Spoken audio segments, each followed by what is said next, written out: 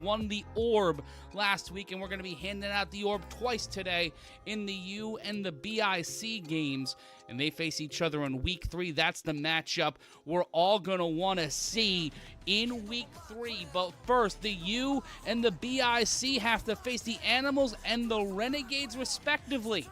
And Week 2 of the A7FL is moments away. On the other side of this, we'll be going to throw off. This has been the countdown to throw off Week 2 in seconds. Hey, it's Matt Ryan from the 3-on-1 podcast. If you're not tired of hearing me, Corey, and Rob talk every single week on the games of the week, then you should listen to the 3-on-1 podcast every Friday on your favorite podcast feed, A7FL.tv, and the A7FL YouTube channel. The 3-on-1 podcast. You probably have better things to do, so let's be serious.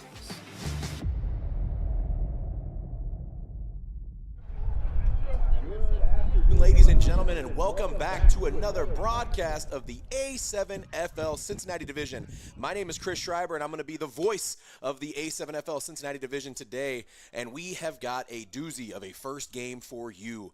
It is the 1-0 Covington Heist versus the looking for a win Queen City Crush. Last week, week 1, it was a bit of a flip-flop of scores, if you will. It was for the Covington Heist there, coming out hard, playing against the rookies, the Indianapolis Octane, 41-12 over the Octane. And then over on the purple side, the Crush unfortunately could not find the end zone versus the defending Sin City Chaos. That score was 41-0. Both teams are they're billing this as the battle of the originals. So it's going to be interesting to see how this plays out. But hey, check it out. We're going to go ahead and send this down to Eric Valentine, who is down there with Covington Heist head coach Eric Weiler and Darius Chapman. Live from Cincinnati here at Woodward High School, getting ready for the second game of the day of the A7FL here in Cincinnati. We have the Heist versus the Crush. Last week, Heist came out here and faced the new team from Indianapolis, the Octane, and put on a quite performance from multiple players, and just a great team approach, a great win for you. Coach, talk to us a little bit about that and how you built for this game from last week's game. So yeah, really we just are taking the momentum from that last game and bringing it to all the momentum that we got going into it, and just building off of players, building off of DJ's performance, building off of Darius's performance, and coming into this game against the old bitter rival that we have always had since year one. Cool. So, Coach, what are some key things that you're looking for today out of this matchup, and maybe some key players? So some key things I'm looking for is just our guys being fundamentally sound and going out there and doing the things that they are taught to do and coached to do, and running the plays as they're supposed to be executed. A couple of key guys I'm looking for is Hunter Miller and Darius Chapman here today. That's it, to go out there and just, continue what they were doing last week, and hopefully they keep it up. Great. Darius, that's maybe to you real quick. How do you prepare as a player? You had a great game last week. How do you build on that this week? So I play flag and semi-pro outside of this league, and just 3 practices a week, showing up, giving 100%, doing what I can do best. What's the locker room like this week heading into this game? We like to have fun coming into the game, especially with the guys that's on the Crush. We know them personally outside of here, so just been a lot of trash talking, a lot of little side comments. So we just got to execute and back up what we've been talking about. Yeah, I'd say it's been pretty animated going into this week. I'll be honest. It's been animated and guys are ready to go. There's been some comments made outside of. Last year I feel like we beat up on the Crush pretty good last year, and coming in this year, and they're all talking, saying they're going to beat us, and our guys are ready to come out here and show out. Great. Now, I think what question that a lot of people have, we see a lot of great dance moves. How do we improve this week from last week? Research. I keep looking at new things up, see what I can bring out. I got one in the bag. I'm gonna keep it. Just watch for it. All right, well, we're gonna be watching for that, and we're gonna be watching for a lot of great plays out of this Heist team as we prepare for game 2 of the day. We're gonna send it up to Chris up in the box now. Thanks, guys. thank you, Eric Valentine, for pulling the head coach for the Covington Heist, and Darius Chapman. That is Eric Weiler, the head coach. So back up here in the booth, we're going to go ahead and get into a couple logistical things here for the teams. Went down there and had the pleasure of talking to Dale Hathaway pregame for the Queen City Crush. No injuries, no anything crazy. The only thing really that we're looking at that's different for that team today is we got a couple guys, Vaughn and Kesey. They're both practice squad guys currently. Other than that, Lee Holmes, blank number today, so be on the lookout for a guy with a no number on the jersey. Over on the Covington Heist side of things, we got a couple number change. Courtney Cole, who originally is number 6, will be rocking the number 24 for your game today. Zachariah Sparks, normally number 20, rocking number 85. And then big number 40, Trayon Brooks, rocking the goose egg, 0. So a couple new numbers and stuff, so keep an eye out for your favorite players when they got new numbers on. Other than that, this should be a good game. Like I was saying before we shot it down there to Eric, it's the battle of the originals. These are the two teams that really were kind of the OGs here in the A7FL Cincinnati division. And usually, I know if you guys remember from last year, pretty good games from these guys. So this one is sure to be a great game as well. Just kind of watching these guys and how they play. They've done both teams have done a lot of retooling to kind of rebuild their rosters, and ultimately, really just to try to compete with the defending division champs, the Chaos. I think that was the thing. I think the Chaos figured it out early last year in their first year, and now everybody else is kind of trying to play catch up. And I think both teams got some solid guys that they can really figure it out. Over on the Covington Heist side of things, they've got a quarterback in Hunter Miller, number 12, who is making a claim for himself for Rookie of the Year. I mean, he balled out of his mind last year. Look at that. The first tush push, the brotherly shove in the A7FL right there for the Covington Heist. But, I mean, he's just slinging it all over the place. And look at that. Just great moves all over the board. They've got athletes all over the field for the Covington Heist. You take a look at this one, over on the defensive side of the things. Who is that? None other than big number 44. That's Tamar Miller. That man played like a dude with his hair on fire last week. He was all over the place. Another player over there for the Covington Heist, after we take a look at this replay here, I mean, he wouldn't have stepped out of bounds there. I mean, he was hitting pay dirt. Another real good player for Covington Heist would have been number 11, DJ Larson. He was all over the field. And if you follow the A7FL Cincinnati Instagram pages and social media pages,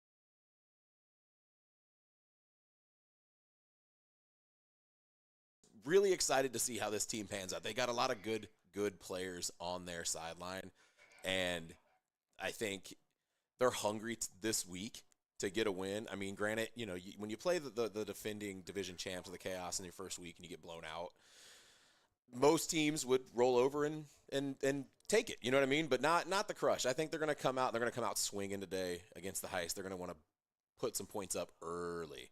If you take a look here, look, Pennington throwing it there. That's number 8. Theo Smith taking off up the field. He's a hard guy to tackle. Theo Smith is one dude you want to keep an eye on for sure. Another guy on that field is Josh Bolser, defensive back. He helped start the Chaos and the Heist, and he found his way to a new home over there for the Queen City Crush.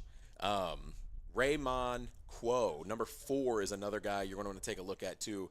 He was a University of Cincinnati Bearcat rugby player. So another guy who really understands the just overall premise of a no pads, full contact league by playing, Division I collegiate rugby. Go ahead here. We've got just under 10 minutes here until throw off for your first game of a doubleheader here for the A7FL Cincinnati. We're going to go ahead and throw to a commercial break. My name is Chris Schreiber, and we will be right back with the coin toss.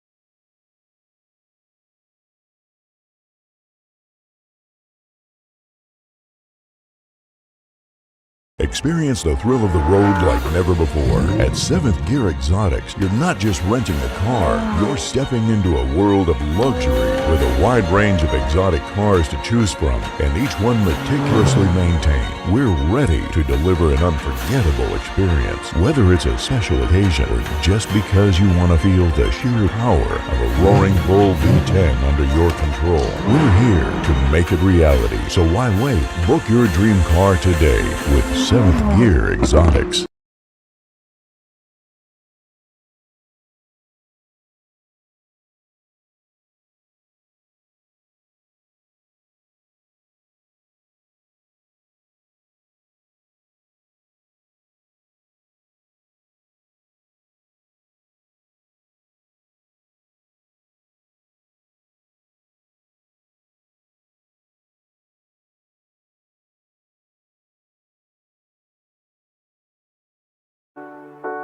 We know what it takes to be reaching the top. My time, none of you people can tell me to stop. My town, my crown, we know what it takes to be reaching the top.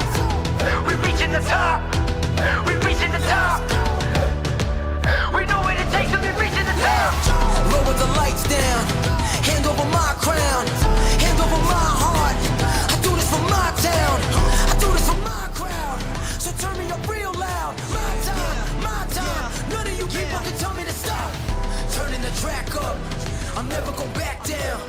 Hand over my heart, I do this for my town, I do this for my crowd.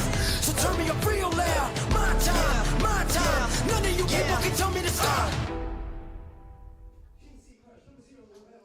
All right, ladies and gentlemen, and welcome back to a beautiful, beautiful spring day here in Cincinnati, Ohio, where we are going to shoot you down into a first-person cam here for the coin toss for this opening game against the Queen City Crush and the Covington Heist. Number 17, Lee Helms. Number 18, Josh Bolser. Number 20, George Wilson. Number 24, Brian Lorian. And number 27, Tyrese White. The head coach of the QC Crush is Dale Hamilton. Excuse me, that is Dale Hamilton.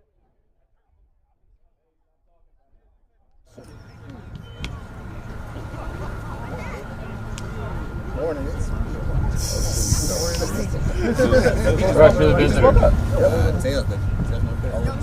We have Paul tails. They open today. We're going to toss. Refer. Ball was what you learned today. Alright, back here.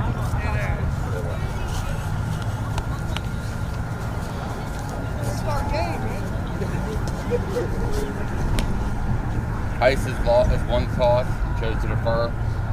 Crush will receive on that way. Crush will receive the opening throw-off for the first game of this A7FL Cincinnati broadcast.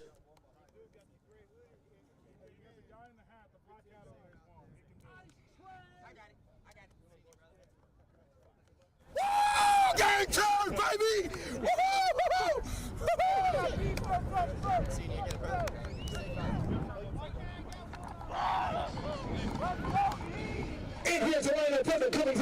Out first on defense is the Covington Heist. So like I was saying before, the one guy you got to keep an eye on will be number 44, Tamar Miller. He is a disruptor on that Covington Heist defense.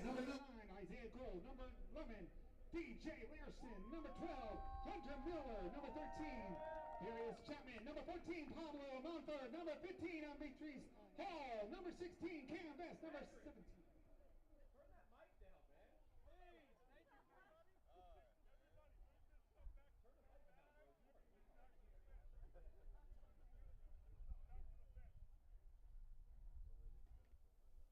How about now? Okay. Number 17, Audrey Harris. Number 18, Andrew Liffin. Number 85, Zachariah Sparks. Number 0, Trayvon Brooks. The head coach of the Covington Heights is Eric Weiler.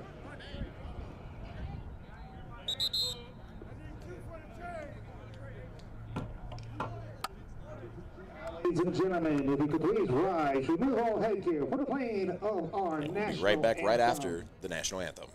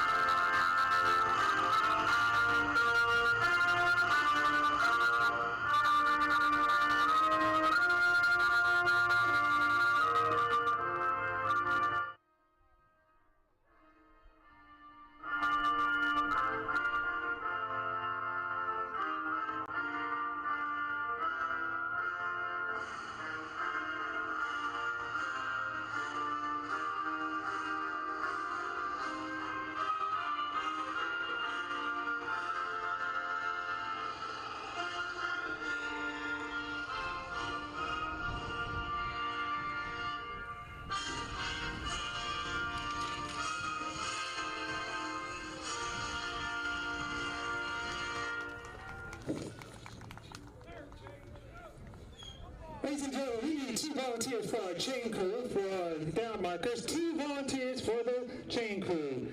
Thank you very much.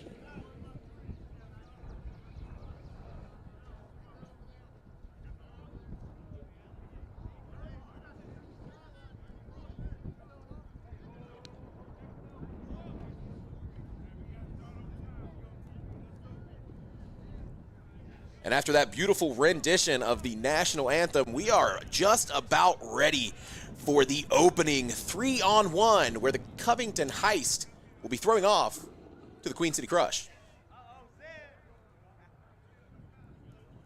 Back deep to return for the Queen City Crush is number 27, Zeb Munoz. Zeb Munoz looking for a revenge game, as he is a former Covington Heist player. Throwing off for the Covington Heist is number 0, formerly number 40, Trayon Brooks.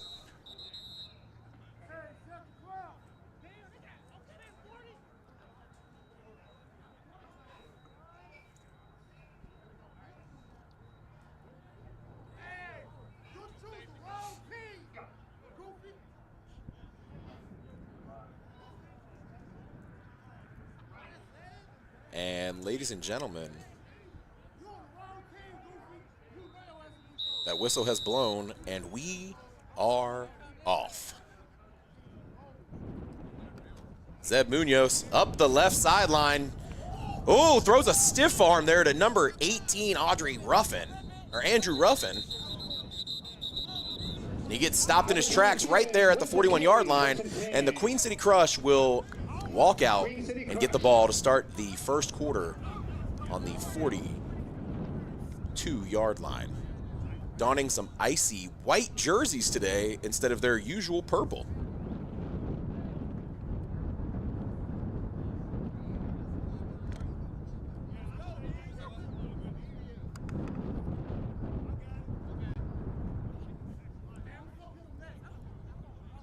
Take a look at your screen there. You got Tyler Pennington, the lone man in the backfield, and out to his left is number 8, Theo Smith, keep an eye on him. And they also send number 7, Eric Hamilton, out there with him.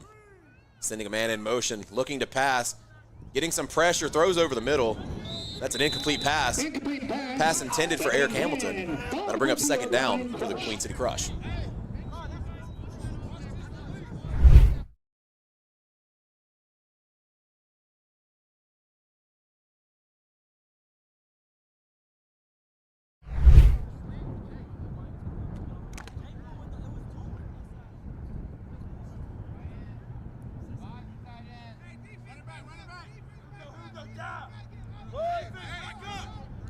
Pennington, I believe that is Theo Smith in the backfield there. Or no, that is not Theo Smith in the backfield. That is number 2, Keyshawn Mitchell in the backfield with Tyler Pennington.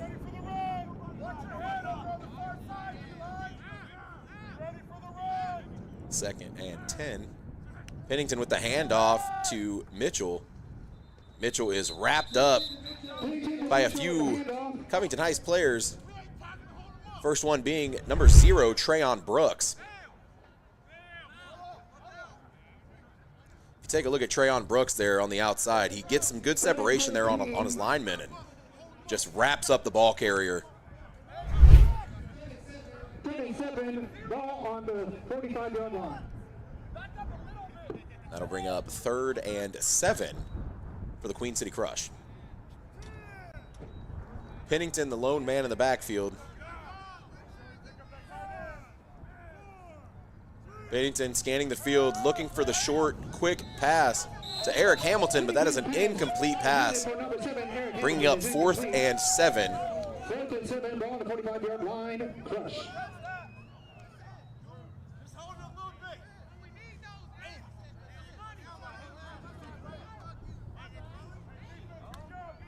And it looks like the Crush have elected to go ahead and punt this one away.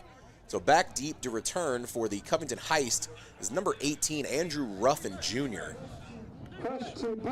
And then trotting out onto the field for the throw-off for the Queen City Crush is none other than those highlighter green cleats, number 3, Dale Hathaway. Hathaway with a good throw as it trots out of bounds. That'll bring up 1st and 10 on the 20-yard line for the Covington Heist. Now, a guy you want to keep a lookout here for the Covington Heist would be number 12, Hunter Miller. Hunter Miller had himself a day last week, going over 200 yards in the air. Yeah, copy. And he looks to continue his air raid attack this week against a Crush defense that gave up 41 points to the Chaos last week.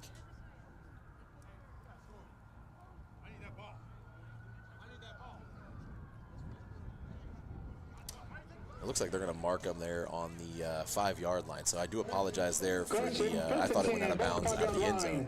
So they're going to go ahead and give them a 1st and 10 on the 5-yard line. So they got 95 yards to pay dirt. Hunter Miller sending a man in motion.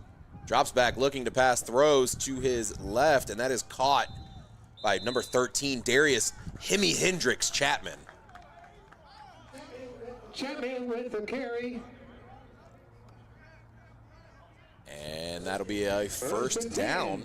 Quick 1st down there for the Covington Heist. 18-yard line, Heist. The Covington Heist feels like they're going to try to do the same thing they did last week, where they was just little chunk plays, picking up 10 yards at a time, just trying to burn time and put points on the board. Miller getting some pressure on his right, trying to scramble, throws, and that's caught. That's number 44, Tamar Miller, right up the right sideline, fighting for some extra yards before he is brought down. That is number 20, George Wilson, a 3-year veteran on the Queen City Crush.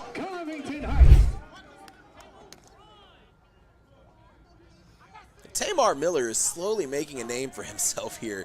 I mean, he did a real good job last year, but man, if you heard in the interview that we had with him post-game last week, he wants to make a name for himself in the A7FL in the Cincinnati division.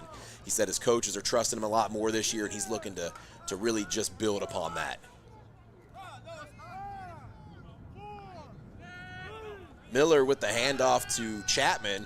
Chapman goes to his right, but then rolls back around to his left, and he finds a hole, trying to make a couple men miss. He's trying to spin back out, but he is brought down. That is number 4, Raymond Quo on the tackle, but that brings up another Queen City Crush first down.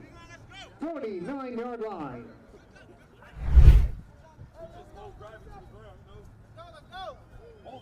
And as you can see there, Chapman did not like what he saw on the right side on that handoff and quickly bounced back to his left and found a huge running lane for another big first down.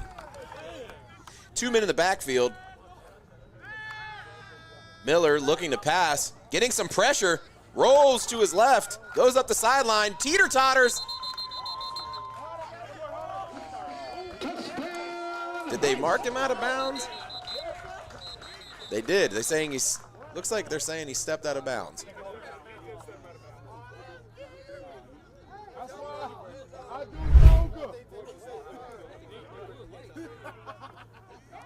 So you can see here, getting some solid pressure. He starts to roll up his left sideline there as he's tight roping. And yeah, he looks like he stepped out right there at the 22-yard line? Or the 12-yard line, maybe? So it'll be about the 12-yard, let's see, no, 15-yard line. Sorry about that. That'll bring up 1st and 10. Covington Heist.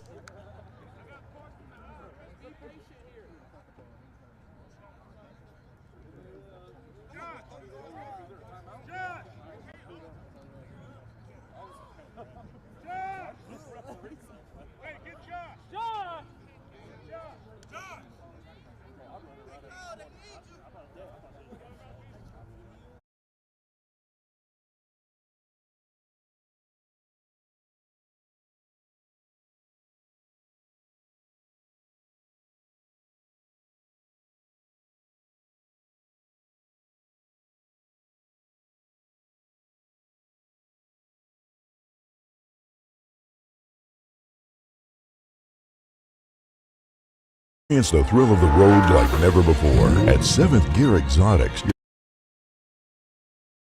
After a quick media timeout there, that'll be another 1st and 10 for the Covington Heist. Darius Chapman gets the pitch, and he takes off, tries to find a running lane, and he is tackled, shoestringed, slowed down by number 20, George Wilson, and brought down by number 5, Wardell Brown Jr., another 3-year vet. It looks like we have an injury timeout on the field.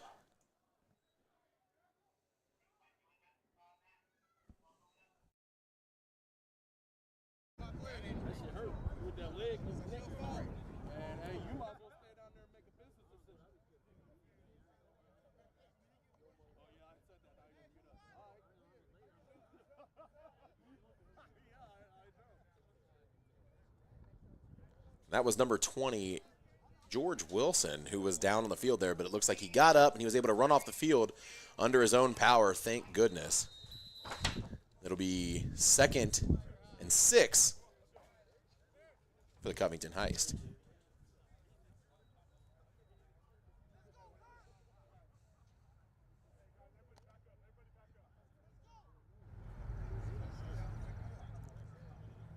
DJ Larson and Darius Chapman in the backfield there with Hunter Miller. Miller drops back. Larson splits out.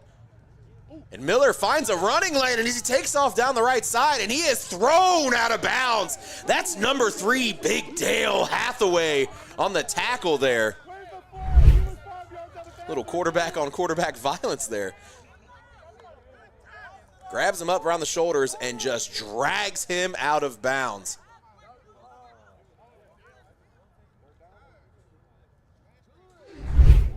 That'll be 3rd and 3 for for the Covington Heist.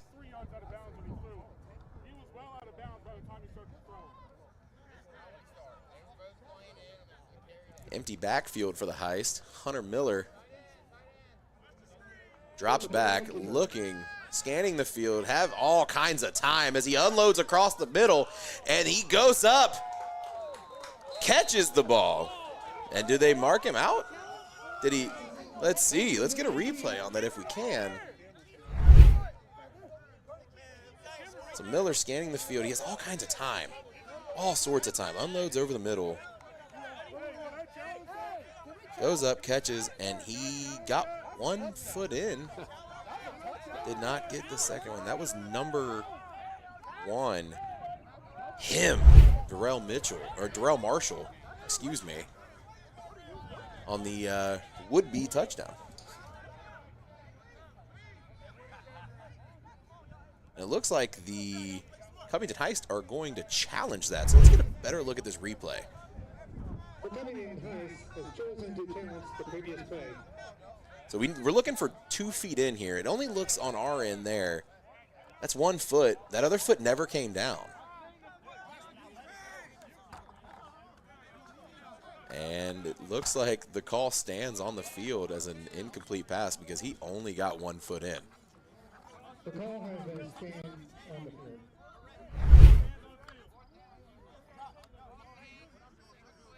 So it'll be 4th and 3 off of the would-be touchdown. And let's see what the Covington Heist decide to roll out with here.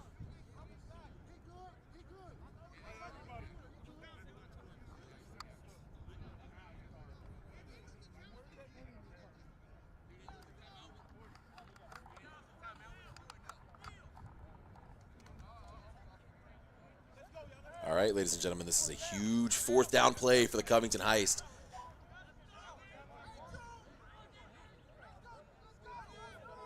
Darius Chapman in the backfield with Hunter Miller.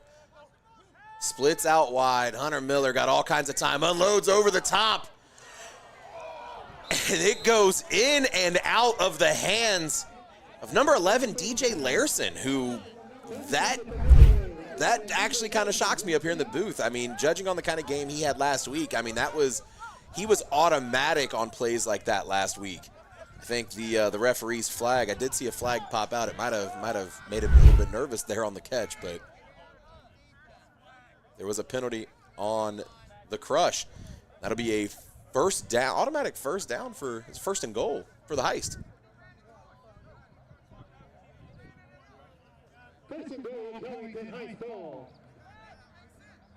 So the penalty was a pass interference on the Queen City Crush, bringing up an automatic 1st and goal for the Heist.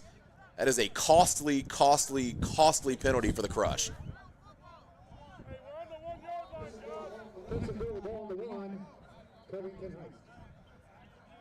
Chapman and Miller in the backfield. Hand off to Chapman as he barrels his way forward for the touchdown.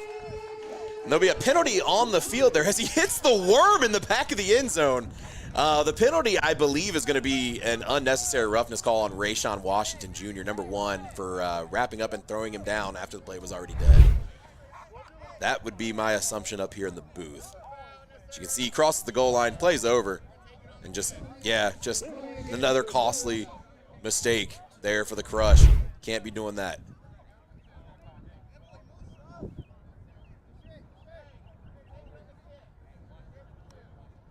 So now it is 6-0 Heist pending this extra point.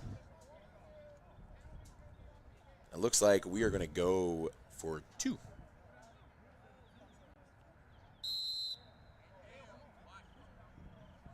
Miller with Chapman to his left in the backfield.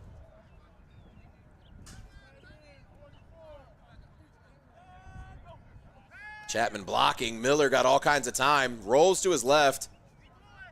Stops, getting some pressure, and he is sacked.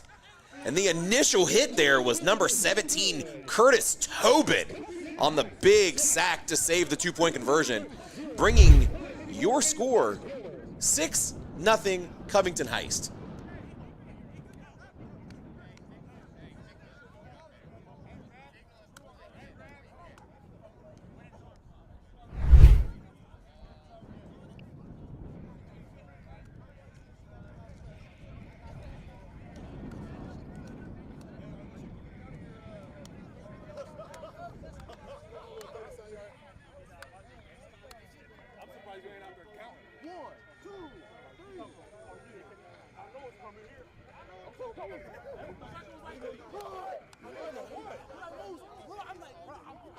So after the penalty there, the 3-on-1 with number 3, Maurice Lovett, goes out of the back of the end zone there.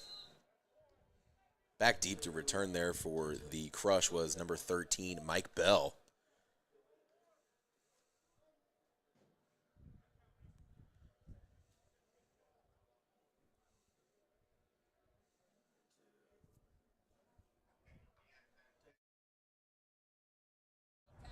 That'll bring up a 1st and 10 for the Queen City Crush on the 20-yard line.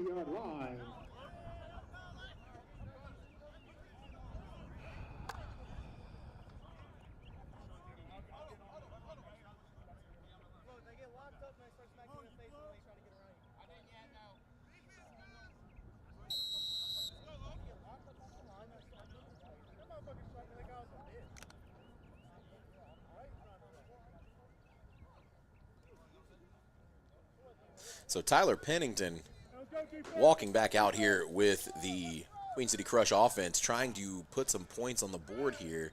Sends a man in motion. That is Eric Hamilton. Fake jet sweep there, and that is a handoff to number 8, Theo Smith. Trying to find the sticks there, but I think he's about a yard shy, bringing up 2nd. Or did he end up getting the first down there? Let's see. It looks like they're moving the chains. So they're going to go ahead and give him the first down. That's exactly what they'll do. Let's take a look at that replay again. Maybe I missed it. I thought maybe he stepped out of bounds before the, looks like he stepped out of bounds before the first down. Referees are going to give him the first down here. All right. So a 10-yard gain, bringing up 1st and 10 from the 30. Pennington sending Hamilton in motion. Jet sweep there for Hamilton. But he is wrapped up, and he is hit hard. Wrapped up there by number 8, Jacob Hawkinson, and tackled hard by Antonio Scott.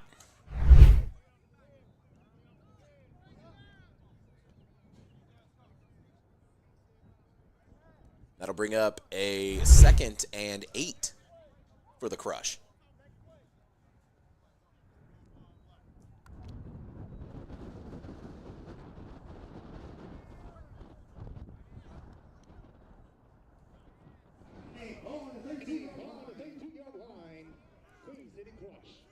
Pennington calling out some players. We've got a whistle down there. Penalty flag on the field.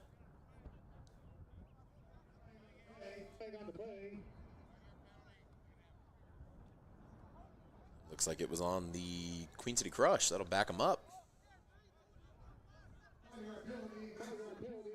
Backing them up 5.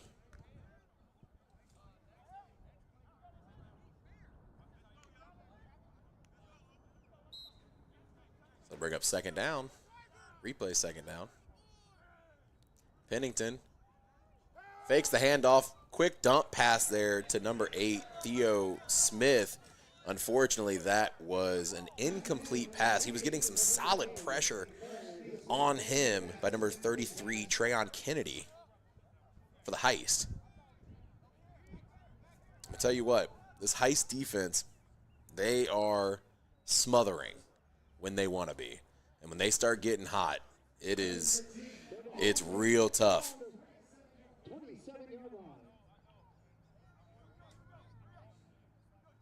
So that'll bring up 3rd down. 3rd and long here. Pennington drops back, looking to pass, getting some pressure, unloads down the field. And that is off the chest of number 0, Lavelle Anderson. So that'll bring up 4th and 13 for the Crush. Take a look here. I mean, he has got some pressure. I believe that is David Dooley in his face there.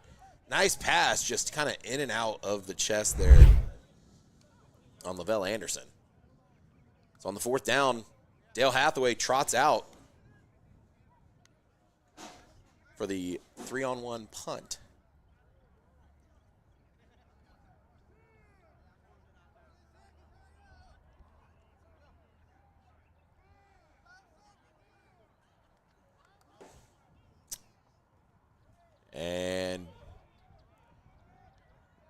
Comes across the 30. Makes one guy miss. Tries to slide. Ends up losing his balance there. That was number 2, Jaquan Jackson, the second.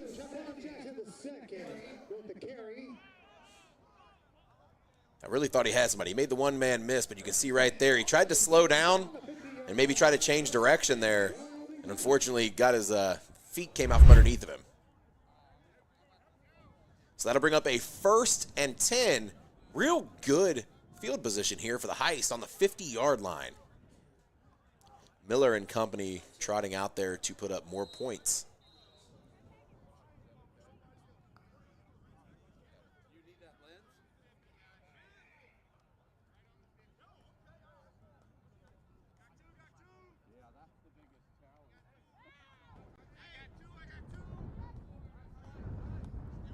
Chapman in the backfield with Hunter Miller.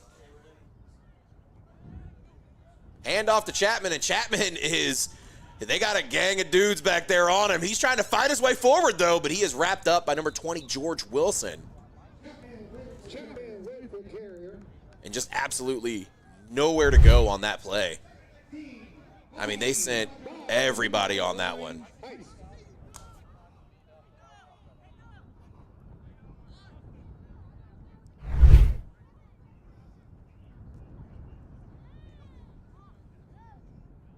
With 25 seconds left here in the first quarter. Let's see what your Heists are going to do here on a 2nd and long here after the loss of down. DJ Larson in the backfield, along with Ruffin, as Miller's getting some pressure, and he's trying to find a way out. Makes one man miss, goes up the right sideline, trying to find a good block, runs right into the back of Tamar Miller, but he is fighting his way forward. And he was brought down eventually by number 1, Rayshawn Washington Jr. And that'll bring us to the end of the first quarter. Your score, Covington High 6, Queen City Crush 0. We'll be right back after these messages.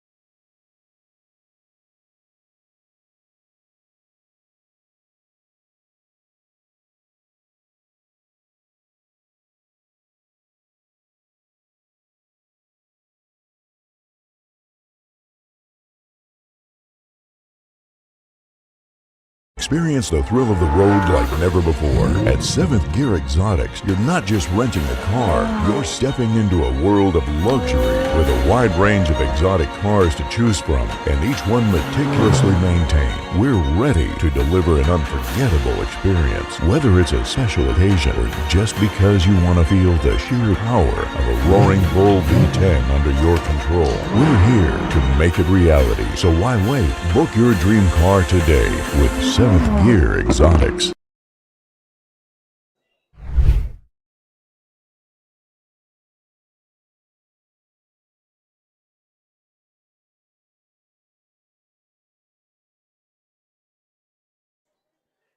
And your Heist have a first down. Hunter Miller drops back looking to pass, unloads down the field, and that is a one-handed interception there by number 10, Adrian Solomon. What an interception there by number 10, Adrian Solomon. Lord have mercy.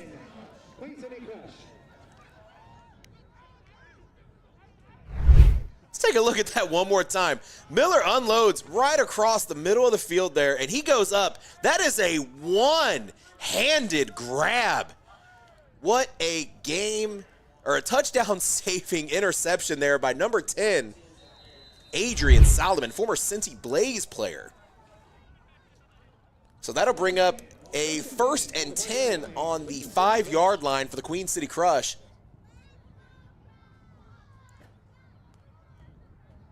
Ryan Walriven in the backfield with Tyler Pennington. Walriven gets the pitch, and he is trying to find a running lane, but he is grabbed, and he's wrapped up and thrown down hard. That's number 80, Lamar Stovall. Number 24, Ryan Warrior with the carry.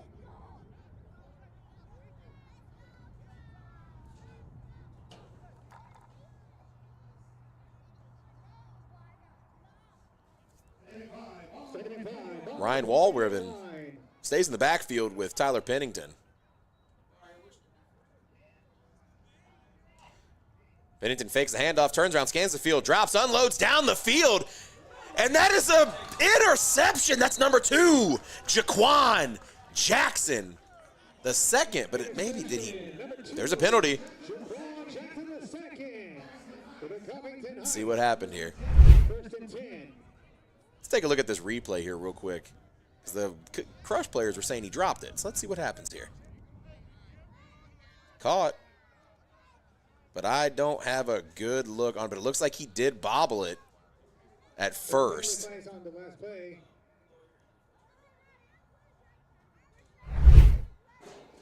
It looks like he did drop it. So it'll be a 2nd and 5 here. Queen City Crush, what an absolute just effort on the would-be interception there by Jaquan Jackson the second. 2nd and 5. So that'll bring up a 2nd and 5 here for the Queen City Crush. And looks like we're going to have a challenge here. So you can see, comes up, goes up for it, but you watch, he's got possession until you see, did he bobble it right there with that right hand? It's the only thing that I'm seeing up here in the booth. I saw the right hand come off the ball there for a second. There's a challenge on the previous play. Take a look at that again. This pass goes up. So he has it. Comes down, but does he keep control of it through the ground? You can see his right hand come up, but does his left hand have a hold of the ball? That's the only thing. That is the only thing that I'm seeing.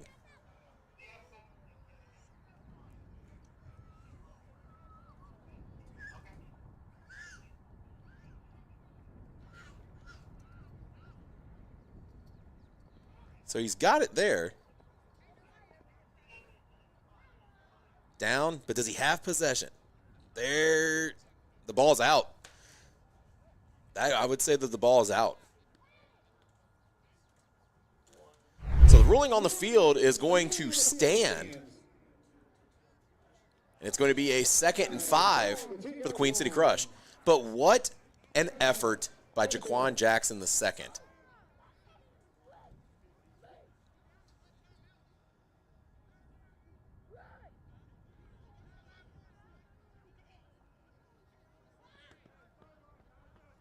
So the Covington Heist will lose a timeout after a failed challenge attempt there.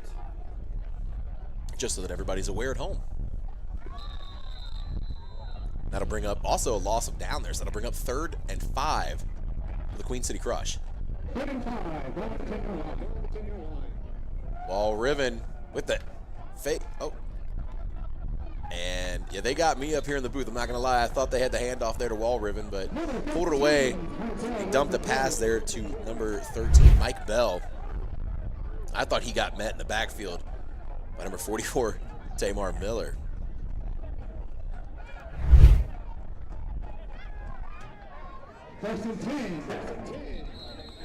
So after the pass to number 13, Mike Bell, that'll bring up a 1st and 10 Crush. That's George Wilson in the backfield.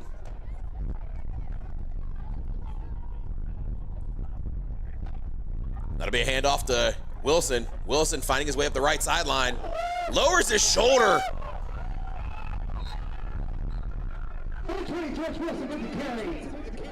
Puts a big shoulder there. I'm trying to see if I can figure out what player that is that he hit. Looked like it was number 23 there. Travis Small. And it's exactly that kind of hard-hitting, fast-paced action there that you're going to find in the A7FL. That'll bring up a 1st and 10 for the Crush. Crush moving the ball here.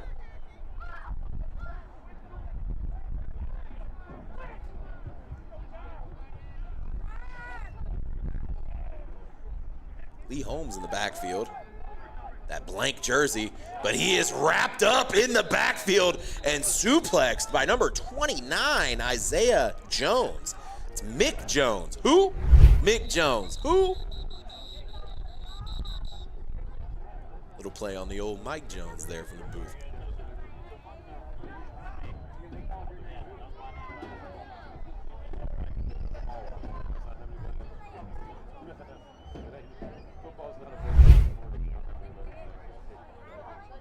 Loss of downs there, or the loss of yardage there. It'll be a 2nd and 15-ish.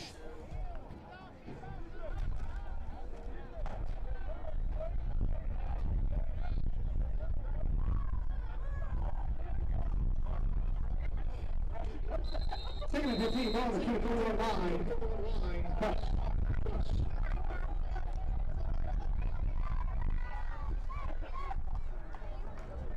That's number 2, Keyshawn Mitchell in the backfield with Pennington.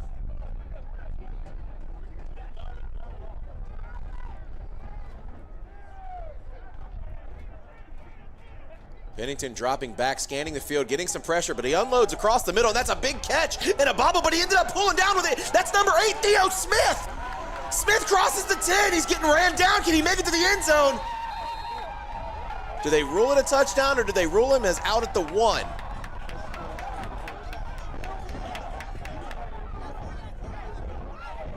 And what an effort there by number 8, Jacob Hawkinson, to run him down there. And it looks like it will be a 1st and goal for the Crush. I thought he had all day for green, man, but look at number 8 there. Look at number 8, Jacob Hawkinson, just coming down the field. And it actually looks like it will be a 1st and goal from the 4-yard line.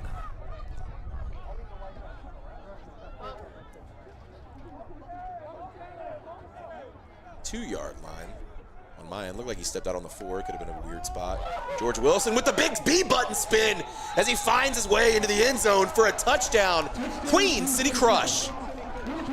And that is the first touchdown of the 2024 season for the Queen City Crush by none other than 3-year vet number 20, George Wilson.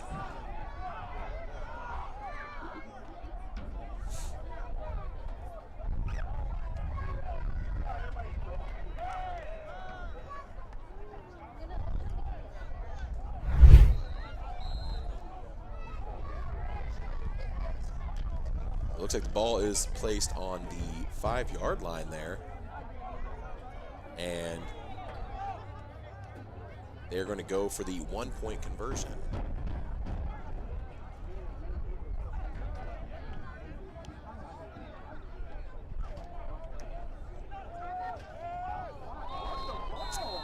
That ball was batted or tipped at, looked like the line of scrimmage there.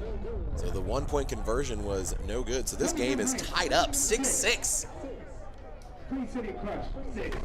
Ladies and gentlemen, at the beginning of the game, we told you this was going to be a good one, and so far, this has not disappointed.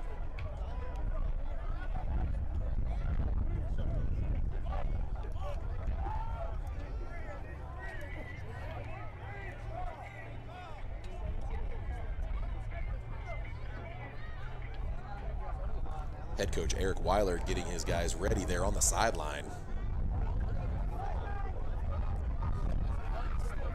After a huge game last week for the Heist, this is an odd position for them to be in, I feel like, this year. I think they came into this game looking to possibly have more points on the board by now. But the Crush doing a real good job of keeping themselves in this game and to keep this game competitive.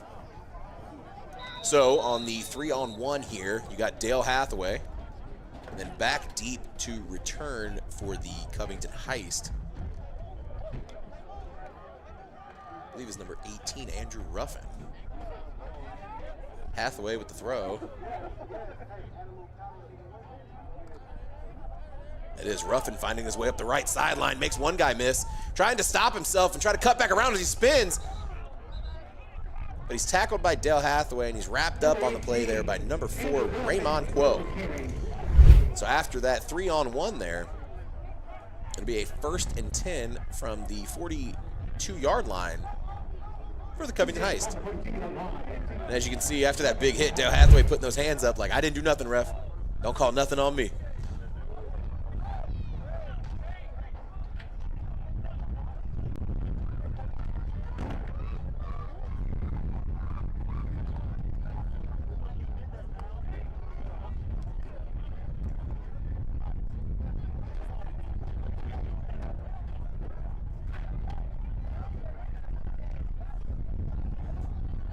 Hunter Miller, the handoff there to number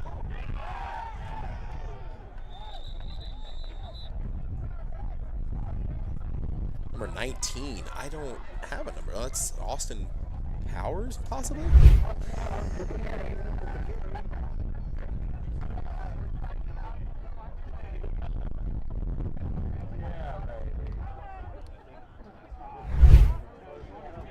Just got word that is Austin Powers, number 19 on the carry. And that'll bring up a 2nd and 5 for the Heist. Powers with the handoff, almost dropped it there. And he is wrapped up and hit hard by a combination of number 1, Rayshawn Washington, and number 8, Theo Smith. This Crush defense is out for blood. I mean, watch this. I mean, Austin Powers is a shaky kind of runner there, but he is hit hard. And Washington, Rayshawn Washington, is not a guy you want to run into. I mean, look at that guy. That guy's looking for tackles today. Look at him. Nonetheless, it'll be a 1st and 10 Covington Heist.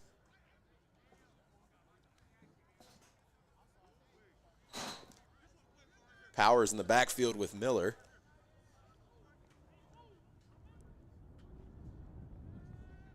Miller fakes the handoff, pulls it away, drops back, looking for somebody open down the field, and he finds one. That is number 1, Darrell Marshall. Him on the catch, and that'll be a 1st down Heist.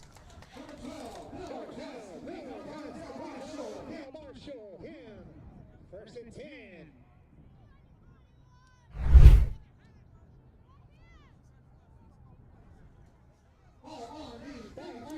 33-yard line here for the Heist as they grab another 1st down.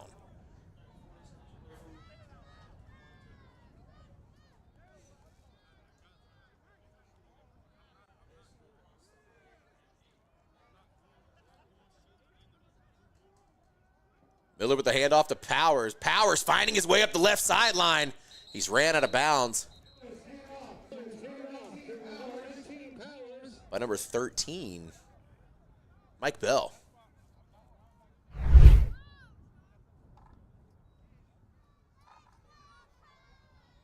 Powers is such a shifty runner, too. He's quick. He's quick, and he can cut. 2nd and 1. On the 24-yard line. 2nd and short here. Just under maybe a yard, maybe less.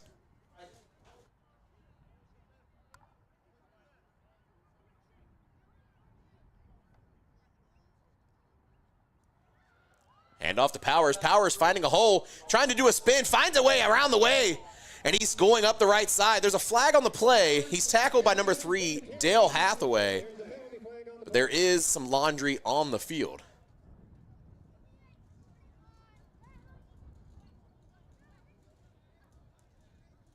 Looks like that's going to be a block in the back on the Covington Heist.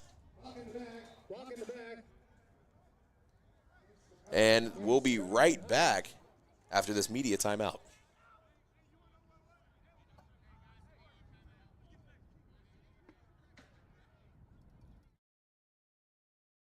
Experience the thrill of the road like never before. At 7th Gear Exotics, you're not just renting a car, you're stepping into a world of luxury with a wide range of exotic cars to choose from, and each one meticulously maintained. We're ready to deliver an unforgettable experience, whether it's a special occasion or just because you want to feel the sheer power of a roaring bull V10 under your control. We're here to make it reality, so why wait? Book your dream car today with 7th Gear Exotics.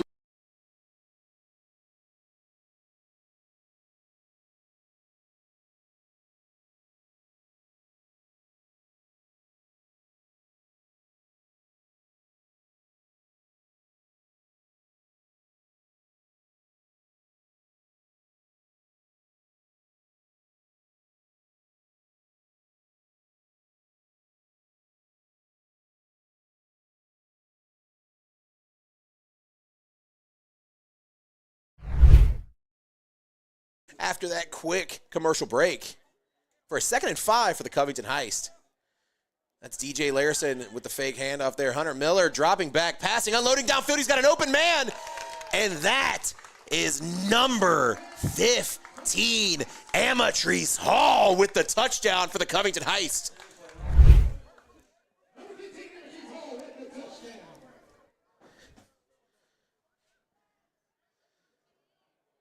And that was an absolute dime as he spins the ball. Hits him with that quick, real good dance right there. Looks like Tamar Miller might have some competition there at the dance floor, you know what I mean? So pending the extra point, your score, Covington Heights 12, Queen City Crush 6. And they are gonna go for the 2-point as the ball is located on the 10-yard line here.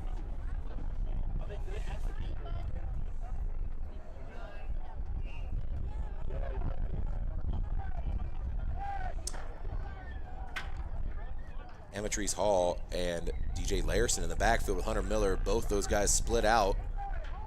Miller looking for some, he's got some time, but there's a flag on the play. Throws back across his body, just threw the ball away. There was a flag on the play, so let's see what we got here.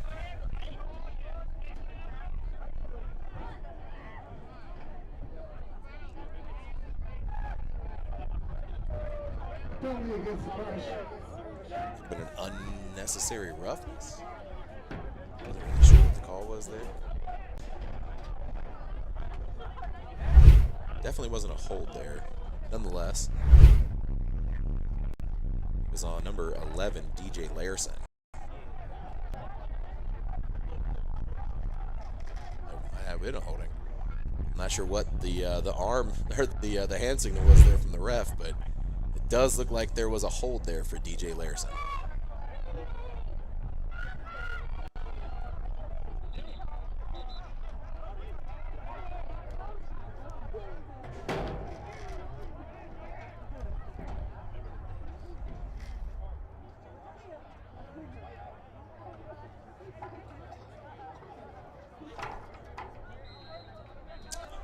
My apologies, it was a hold on DJ Larison. So DJ Larison was held on that play, giving the Covington Heights a better field position here to replay their extra point. Hunter Miller, empty backfield, looking and rolling to his right, getting some pressure, has to throw it away. Bringing it to 12-6 Heist. And take a look there. That is a solid crowd here for the A7FL Cincinnati division. I think we have, this is probably one of the bigger crowds that we've had since last year. I know last year, it was the first year we had a lot of teams and not a lot of people were showing up, but look at this, man. We got people in the crowd. We got clapping. We got people all over the place. So we want to say thank you to everybody that bought tickets to show up to this game today, and thank you to everybody who is joining me on the live feed to watch this game. We thank you all for your support. Back deep to return for the Queen City Crush is number 13, Mike Bell, and number 3, Maurice Lovett, to throw off for the 3-on-1 for the Covington Heist. Maurice Lovett, haven't heard that name in a long time. He is a former Cincinnati Flex Arena football quarterback. Mike Bell trying to juke someone out, trying to find a running lane, but he can't as he's wrapped up in the back, or out of bounds, tackled out of bounds there by number 23, Travis Small. And your Queen City Crush will take over on the 15-yard line, 1st and 10.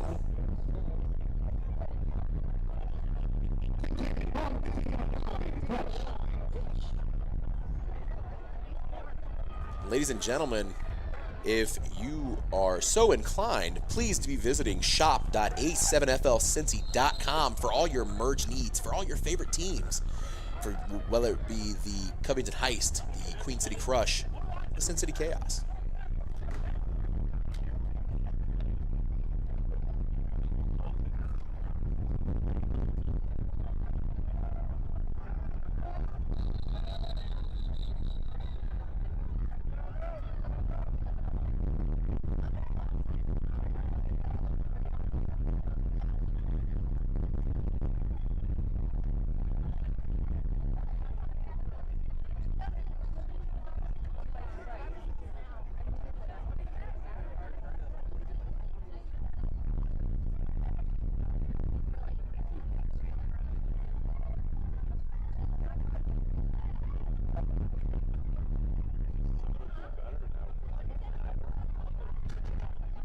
Timeout, Queen City Crush. That'll be a timeout, Crush. Second timeout. Person.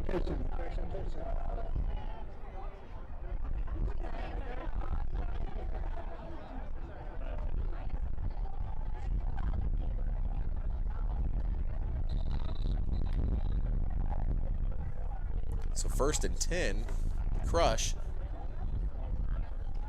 Ryan Walriven with the handoff, runs his way up the middle. He's tackled on the play by number 0, Trayon Brooks.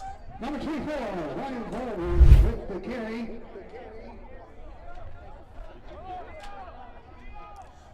Walriven is a absolute bruiser of a runner, man. He is a stocky, stout dude.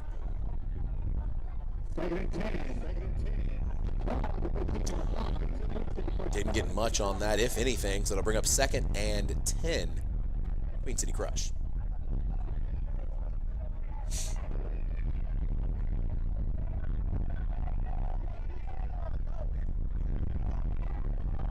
Dale Hathaway in at quarterback as he hands off to Tyler Pennington. Tyler Pennington shovels it back, and Hathaway finds an open Mike Bell as Mike Bell takes off up the sideline, turns around with the peace sign as he high steps his way into the end zone for a huge Queen City Crush touchdown off of the old hook and ladder play.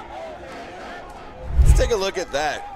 Hathaway hands off to Pennington. Pennington shovels back. Hathaway backing up, getting some pressure, and unloads downfield. And Travis Small, I mean, he was there, and then he wasn't.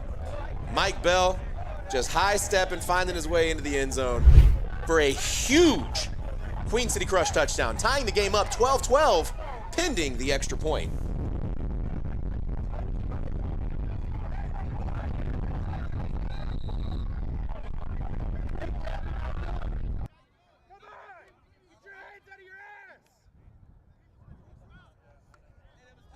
So they're going to go ahead and go for the 1-point conversion there. Walriven in the backfield with Tyler Pennington.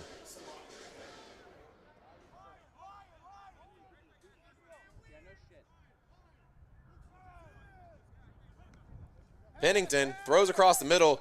That play was broken up by Travis Small. Pass intended for, I believe that was number 8, Theo Smith.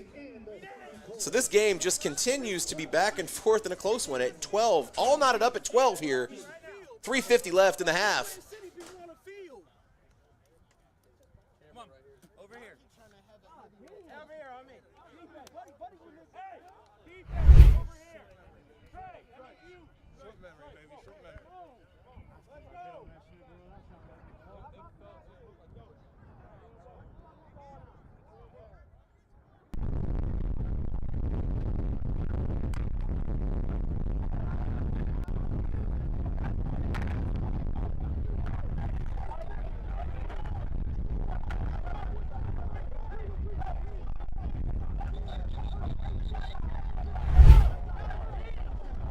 back deep to return for the Covington Heist is number 15, Amatrice Hall.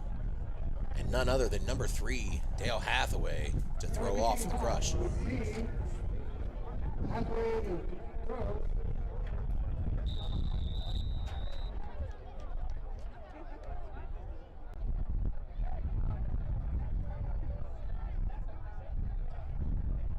Dale Hathaway's throw is off.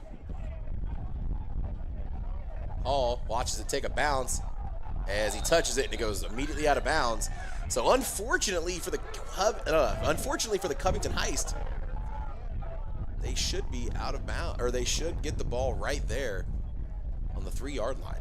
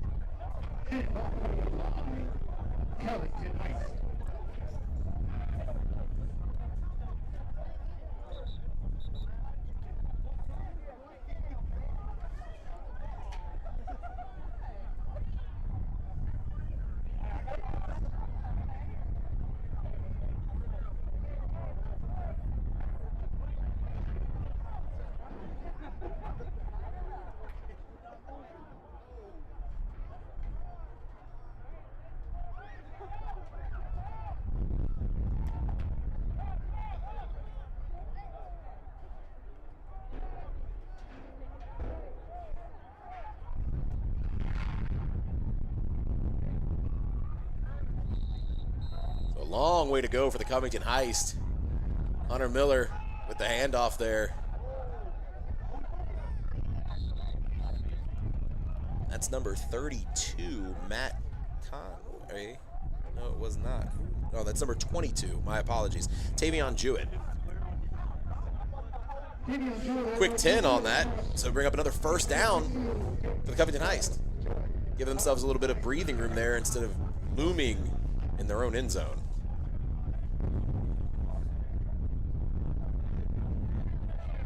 First and 10. Ball on the 15-yard line. Jewett in the backfield with Miller. Jewett takes the handoff, trying to find a running lane up the left side. Tight ropes the sideline, and he has stepped out of bounds. Number 22, Tavion Jewett with the carry.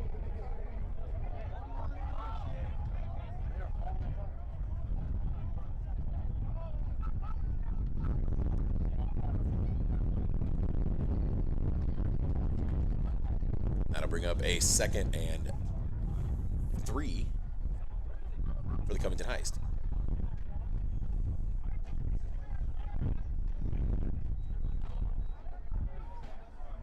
Ball on the 22-yard line.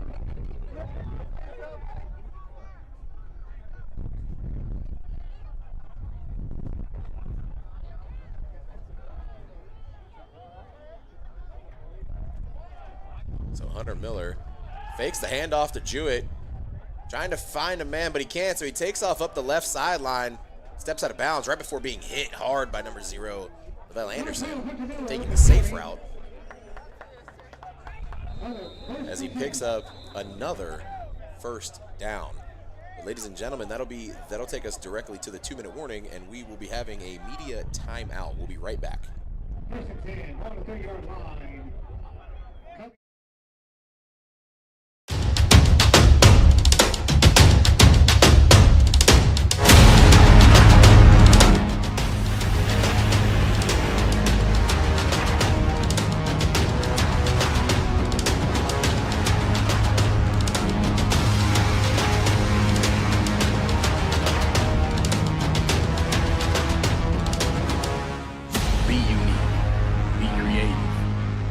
Berserk.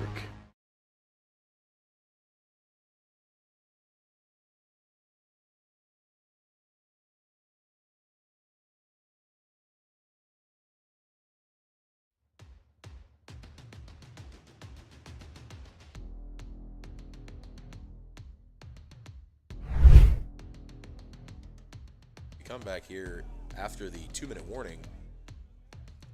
Take a look at what led us into the 2-minute warning was a Hunter Miller run Trying to look for a man upfield, but he couldn't, so he rolled up the left side there and stepped out of bounds.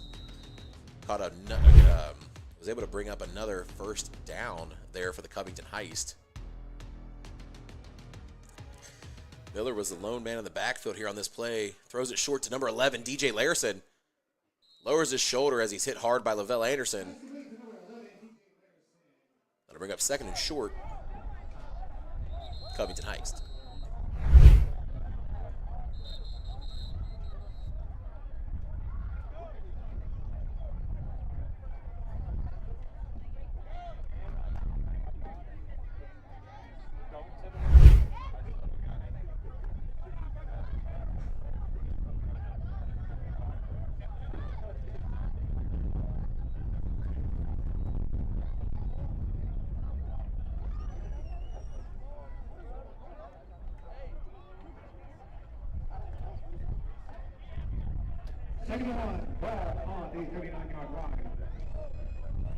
Hunter Miller, lone man in the backfield.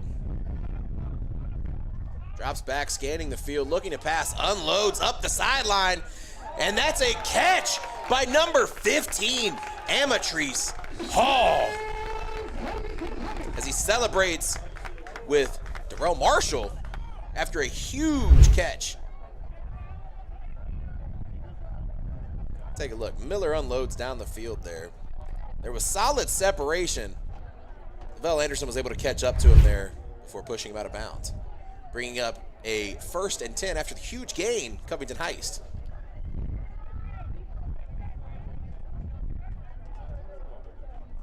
First and 10, ball on the 27-yard line, Covington Heist.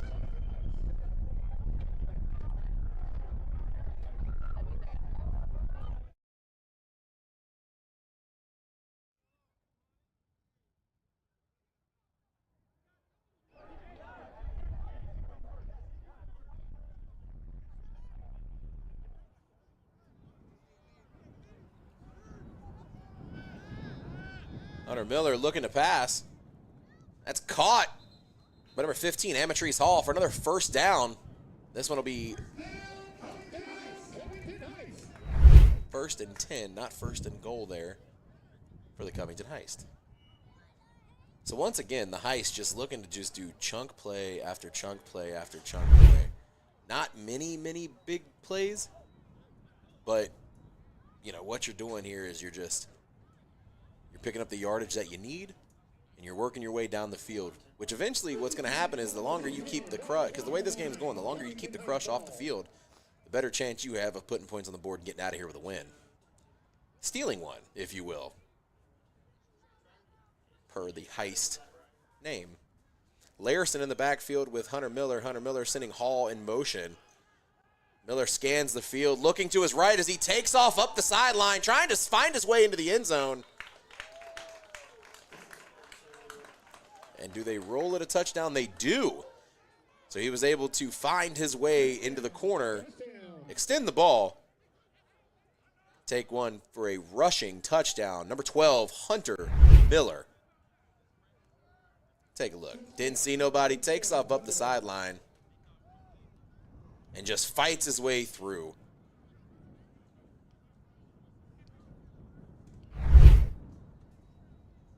Hunter Miller doing a fantastic job of just trying to stake his claim as Rookie of the Year.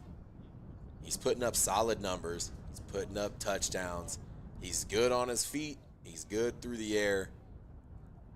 This guy's going to be a guy you want to keep an eye on this season.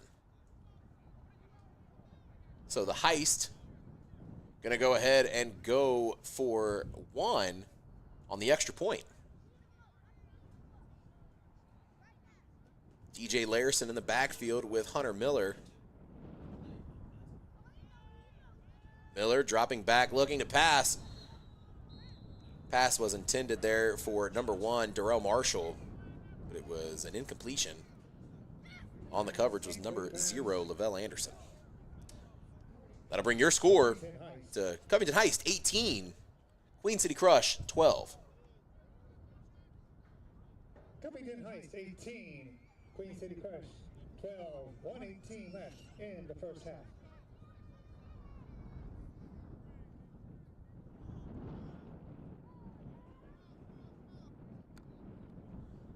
take a look here at some of these scores here while we wait for the ensuing 3-on-1 there. The first one there by number 13, Darius Chapman, as he hits the worm after scoring. This one here was the handoff to number 20, George Wilson, with the big B button spin as he barrels his way into the end zone. That B button spin barrel. It's like dip, dodge, duck, like in dodgeball, ladies and gentlemen. Hunter Miller rolling to his right. Just right there, you try to find his way into the end zone as he pushes his way in. That's number 13, Mike Bell.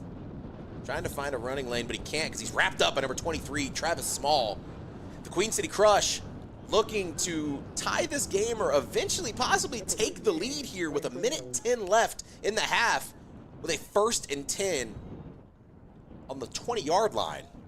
Let's see what Tyler Pennington and company can do. We weren't able to get to it on the replays here before when we were showing some of the scores, but boy, if they can pull off another hook and ladder long touchdown like they did before, things could get kind of scary here. So Pennington with Theo Smith in the backfield. Pitches to Smith. Smith looking to pass. He's wrapped up by number 0, Trayon Brooks, but he pitches it back to number 1, Rayshawn Washington, and Rayshawn Washington throws the incompletion. So I think that play just may have gotten blown up a little bit there. Let's see if we can get a replay on that. That was a lot of, I know they're not playing right now, but it was a lot of chaos going on that field right now, so I didn't know what was happening. So it was a pitch back to Theo Smith as number 0, Trayon Brooks, breaks it up. Smith pitches back to Rayshawn Washington. Rayshawn Washington just kind of lobs it down the field.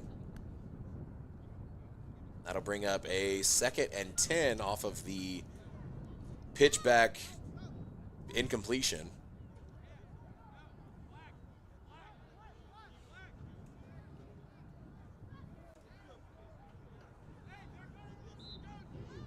Second and 10. Ball on the 15-yard line. 2nd and 15. Ball on the 15-yard line. Curtis Tobin in the backfield with Tyler Pennington. Tobin gets the pitch, and he's wrapped up. That's number 32 and number 0. So that's Trayon Brooks and Trayon Kennedy. So Trayon squared, just kind of blowing up plays here. That'll be a loss, big loss of yardage here for the Queen City Crush, which is what you don't want with 47 seconds left in the half. 3rd and very long.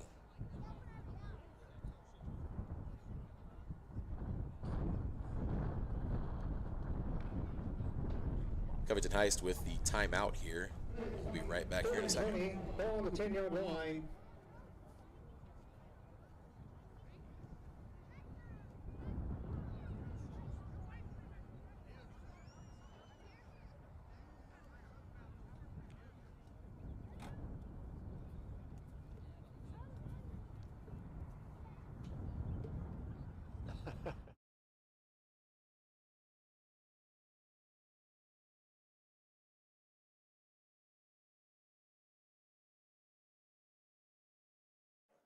All right, so after the timeout here,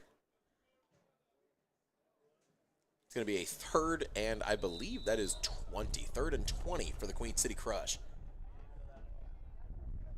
We're going to go ahead and do empty backfield here for the Crush. Tyler Pennington desperately trying to get downfield and score here before the half.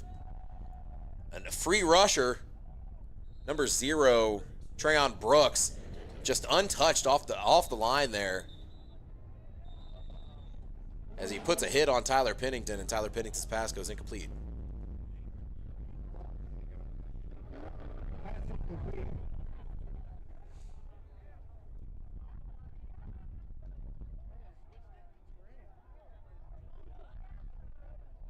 So now on 4th and 20, we're going to go ahead and punt. So out trots number 3, Dale Hathaway.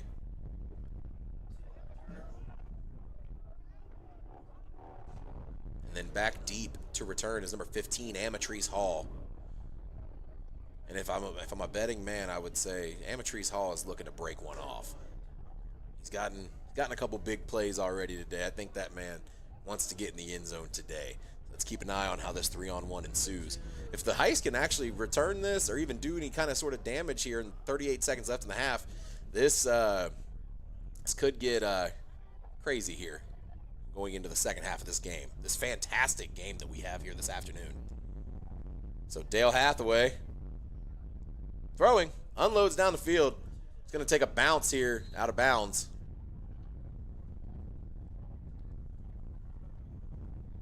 As the Covington Heist go back to work.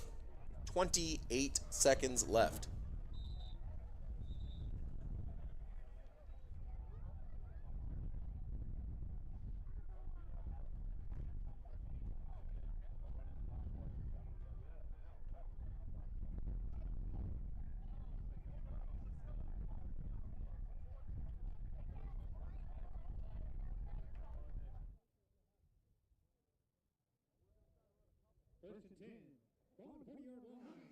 So the Covington Heist will take over at the 40-yard line with 20 seconds left.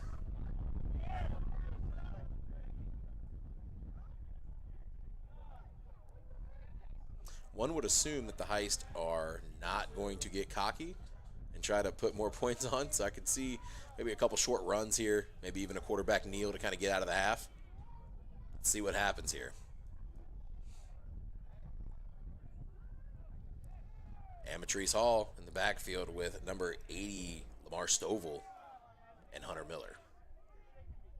Hall, and they are looking to pass with 20 seconds left.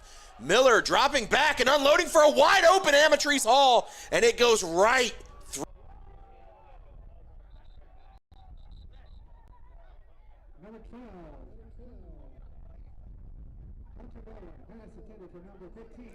As a good teammate does, number 0, Trayon Brooks, giving his teammate some water after that long track session there he had down the sideline.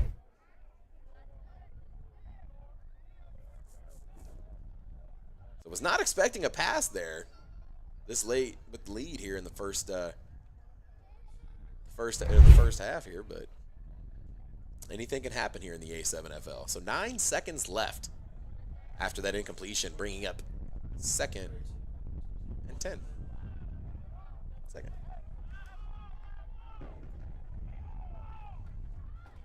Miller with an empty backfield takes a deep drop back as he unloads across down the field. And it is just out of reach there for number 18, Andrew Ruffin Jr.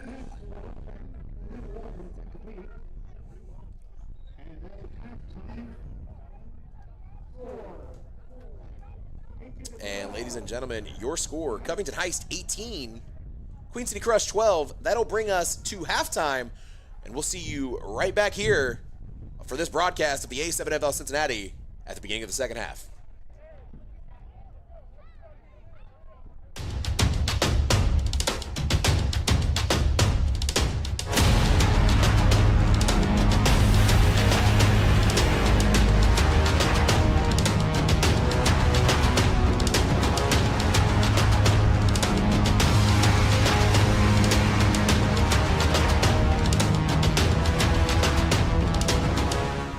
Be unique, be creative,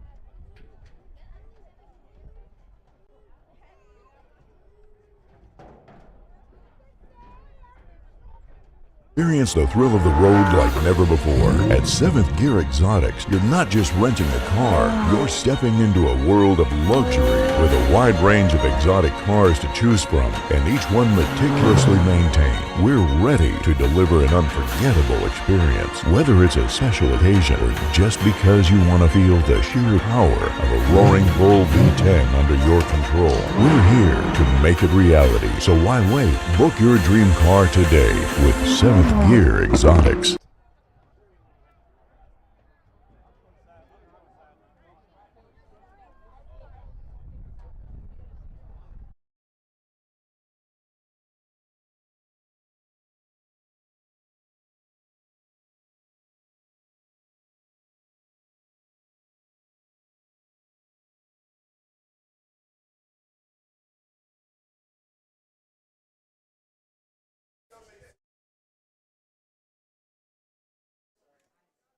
And we're going to go ahead and shoot down to the sideline here for a halftime interview from Eric Valentine with Queen City Crush quarterback player Dale Hathaway.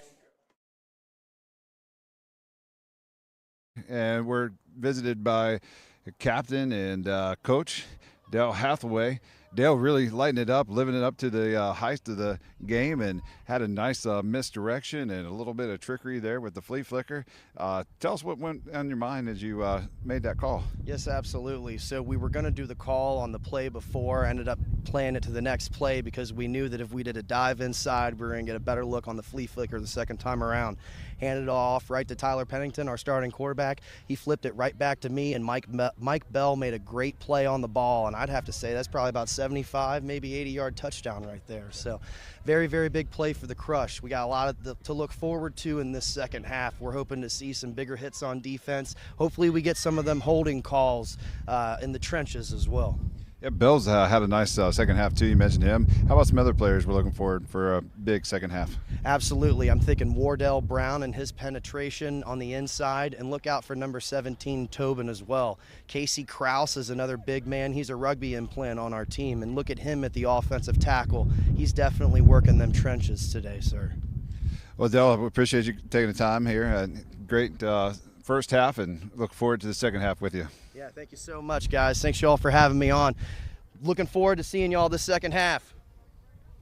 We'll send it back up to Chris. Thank you, Eric. I definitely appreciate you. And big shout out to Dale Hathaway there for taking the time during halftime to speak with us up here and with Eric and up here in the booth.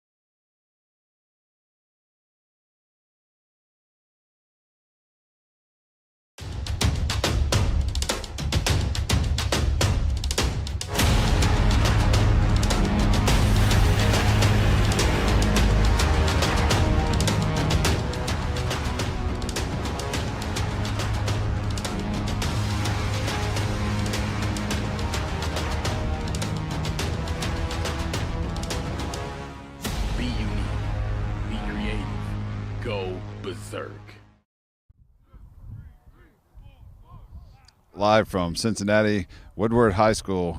Just finished up the first game of the day here at Cincinnati with the Olentangy Volcanoes versus the Indianapolis Octane. We have the head coach for the Olentangy Volcanoes here with us, Shane Davis. Shane, talk to us a little bit about what you saw today, positives with the team. Talk to us maybe a little bit about what you're looking forward more with the team here. Just new to the league. We have only a couple returning guys. It was good to see true speed and how we really got at game day. So really look forward to what we have going forward. Now that they have a game under their belt, it should be good. I'm really looking forward to it. Guys played well today. They played with heart and finished, so that's all I asked for. Perfect. What were some of the key players today that you saw out here, and maybe some that weren't able to be here today that you're looking forward to seeing? We have a couple that we're looking to get. Eddie, one of our starters, unfortunately couldn't be with us today, and looking at getting a couple other guys. But today, Tay Russell and Zay Tovin were two highlights for us. They really just kind of stood out on the D-line. We had Mezzo, and he played a great game for us. So a couple of the returning guys, Logan came back and stepped up and had leadership on the side. And the return game was good, so we just got to keep going. Yeah, you saw some moments there of sparks and some great plays from the players. How do we build on that moving forward? We just got to stay positive. Like a lot of guys, when you're new to the league and you're just learning, it's easy to get frustrated, but you got to stay the course, and we got to just learn what we got, delve into the playbook, be able to extend the playbook as we go forward, and just stay the course and believe in what we're doing and just keep boating forward. Okay. Let's move over to Tay here. Tay, last year you came out, you were going to be a key player for the Volcanoes, and unfortunately you had an Achilles injury early in the season before you got to play your first game. You've missed the whole season and now come back. You seem to be pretty healthy today. How does it feel to get out there and finally start to show what you got? It definitely felt good. I'm ready. I'm happy to be back. The game was a little faster than I expected. It took adjusting, a little bit of adjusting, but our team definitely got some work to do, and we got to put in some work. So how do we move forward from a player standpoint? We heard Coach Davis talk about that. From you as a player, how do you move forward from this? Watching film when I go home, coming to practice, talking to coach, different personnels, I guess seeing what we're good at, and then just execute. Good. Well, that's going to wrap this up here for week one, game one. We had the Volcanoes versus the Indianapolis Octane coming up next. Excited matchup here in Cincinnati. We have the Heist.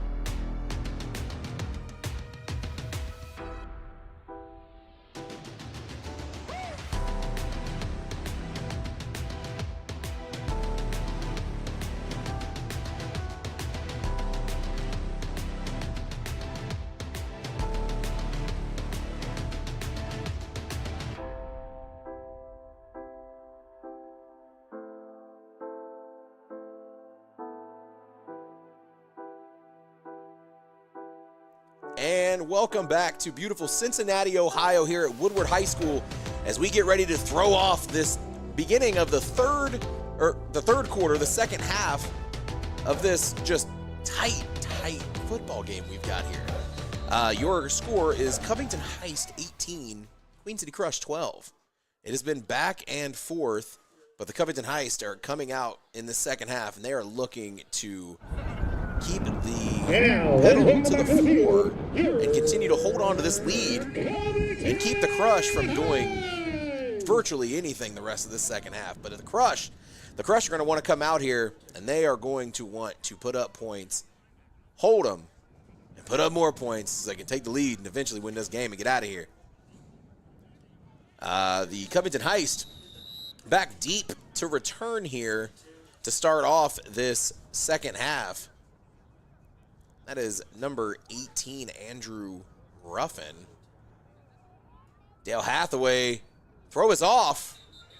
We have a flag on the play here, and I believe it'll be an offsides penalty for the Queen City Crush. So now we get a free runner here for the Covington Heist with no throw.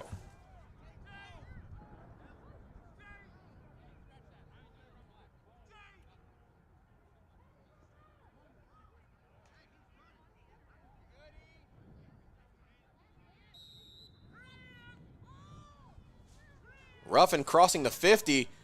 Man, hits a man hard. Oh, man.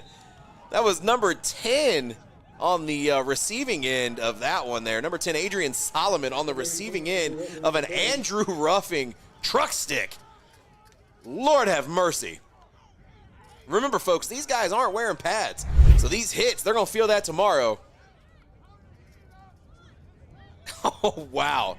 But you got to give it to Adrian Solomon there, man. He gets hit, but he gets right back up, and he helps make the tackle there.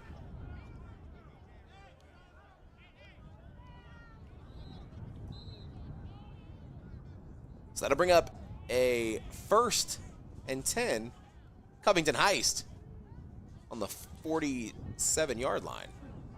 1st and 10, ball on the 47-yard line. DJ Larison in the backfield with Hunter Miller.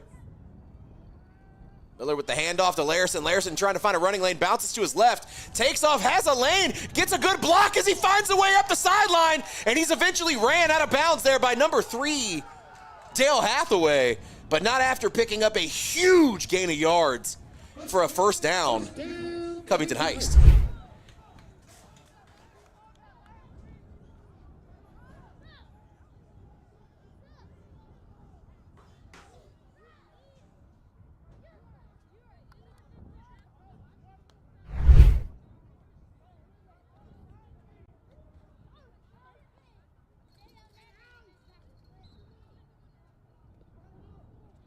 Ball on the 13-yard line, Covington Heist ball.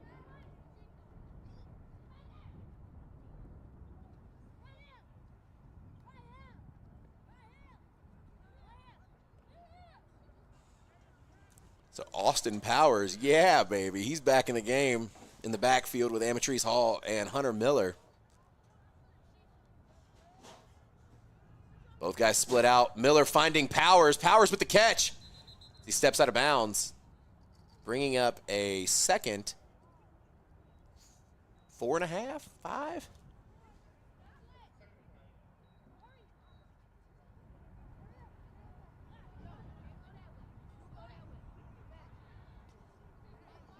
Second and 5.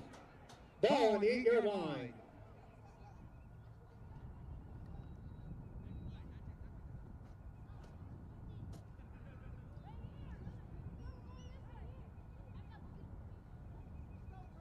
Austin Powers in the backfield with Hunter Miller.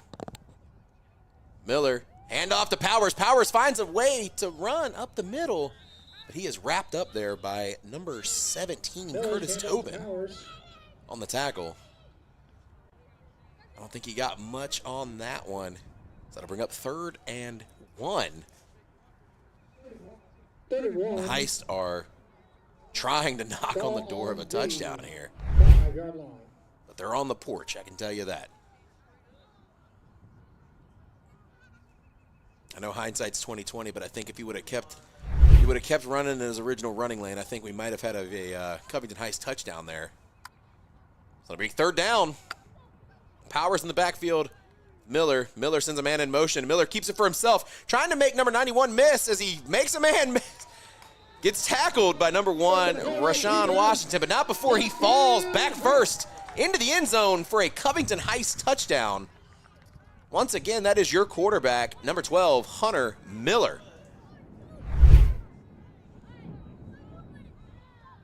So that's Casey Kraus on the pursuit there. And number 1, Rashawn Washington with the tackle, but obviously not before he falls into the end zone.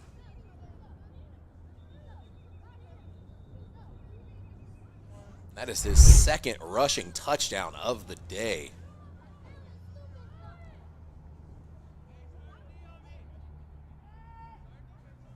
Pending the extra point, your score 24-12, Covington Heist. And they are going to go for 1. Miller dropping back, looking to pass, getting some pressure, unloads to the back corner of the end zone, and that pass is broken up by number 0, Lavelle Anderson. So no extra points scored yet today, which brings your score, Covington Heist, 24, Queen City Crush, 12. Covington Heist, 24, Queen City Crush, 12, 11:44 in the third quarter.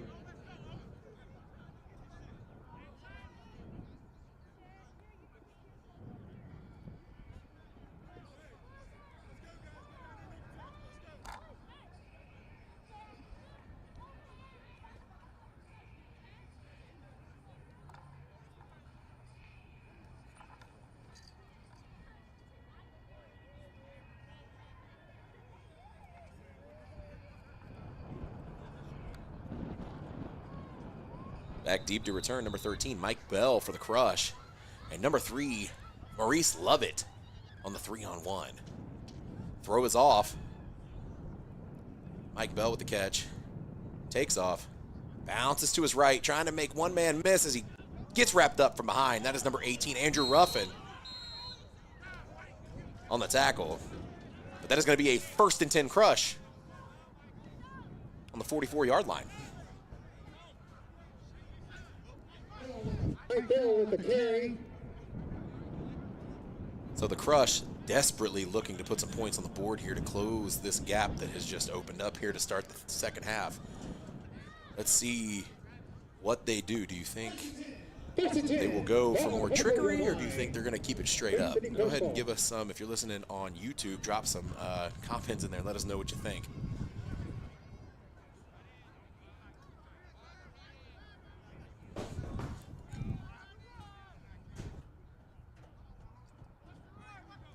Theo Smith in the backfield with Tyler Pennington. Pennington dropping back, scanning the field, looking at pass, and that is caught by number 2, Keyshawn Mitchell. That was Keyshawn Mitchell that was originally in the backfield. Looks like he is down. He may be hurt. Yes, that was Keyshawn Mitchell that was in the backfield. Excuse me, my apology on the name. And it looks like we are going to have a media timeout, so we'll be right back after a word from our sponsors.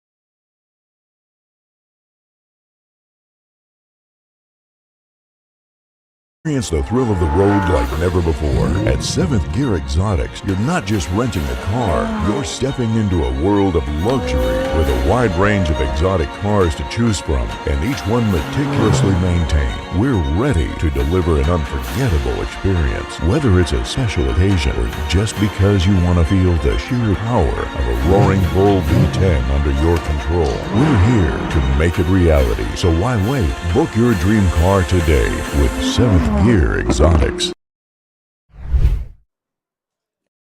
Mitchell was the man that was down for the Queen City Crush. Looks like he was able to get off to the sideline there, so hopefully he's not hurt too bad. Tyler Pennington, quick throw there to number 10, Adrian Solomon, as he breaks away, trying to find a running lane, but he couldn't.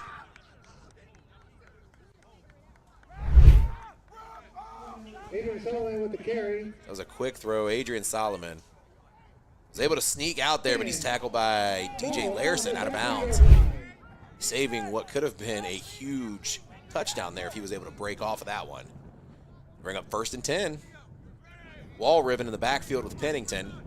Pennington dropping back, handing off to Walriven as he barrels his way forward, trying to keep his feet chopping as he was met by number 80, Lamar Stovall, and number 11, DJ Larson.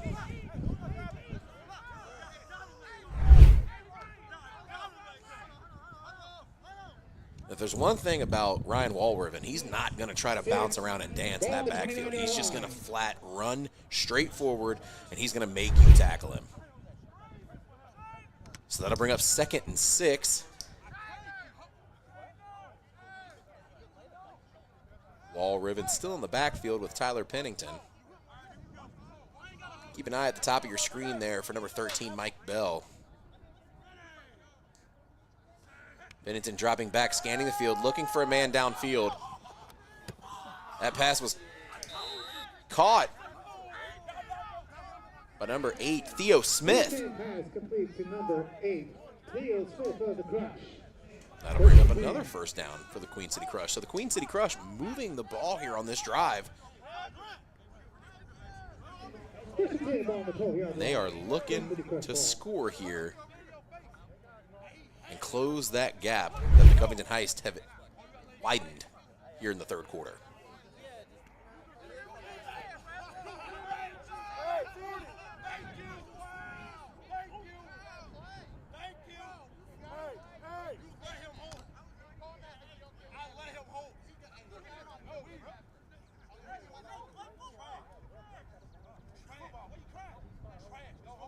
Keyshawn Mitchell back in the game, so good to see him up. Also in the backfield with Mitchell is Ryan Walriven with Pennington. Pennington handoff to Walriven as he tries to find a hole up the middle, and he's just pushing his way forward. But he is met by a host of Heist defensive players there for the stop. Pickup of about 4 there. Bringing up 2nd and 6. Or no, it would have been a pickup. Let's take a look. Oh, there is a penalty flag. Late penalty flag on the field here as the referees are talking to the Covington Heist. And number 44, Tamar Miller, tosses his mouthpiece. Look, I guess somebody might have been having some words there with the referee. I'm not entirely sure if he got pulled or if he has been ejected from this game, but that's number 44, Tamar Miller. That's a huge loss if he did get ejected. Huge loss for that defense. In for Tamar Miller on this drive is number 52, Hayden Hudson. Defense. We're talking. Do play. That'll bring up also a 1st and goal on the 4-yard line. So 4 yards to pay dirt here for the Queen City Crush. Let's see what we got. Keyshawn Mitchell and George Wilson in the backfield. Handoff to George Wilson as he does another spin, but they're not going to let him get away with it that time. Tackle on the play by number 33, Trayon Kennedy. That'll bring up 2nd down for the Crush. He tried it once before earlier in the game, and it worked for him. He hit that B button, he did a quick spin, and he was able to juke a couple guys out of their shoes, but not this time. That Covington Heist defense studied that film there and was able to keep an eye on that and know that, hey, if he spins, we're going to wrap him up. So once again, 2nd and goal, Queen City Crush.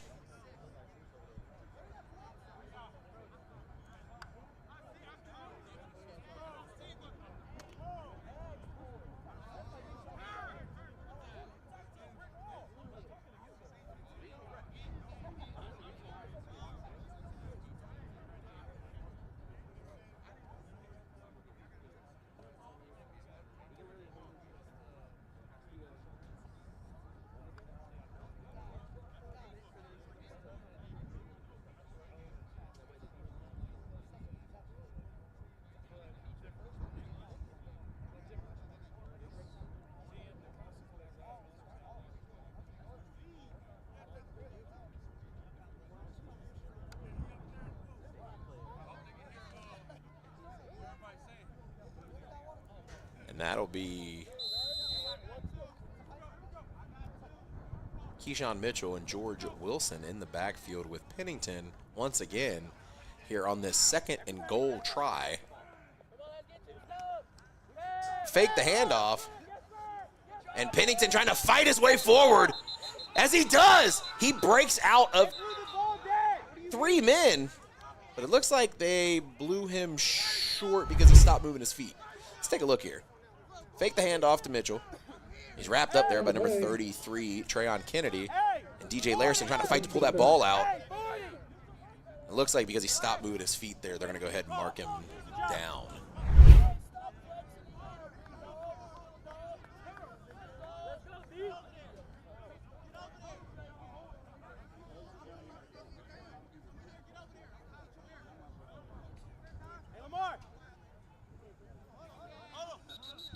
So we got another penalty flag here.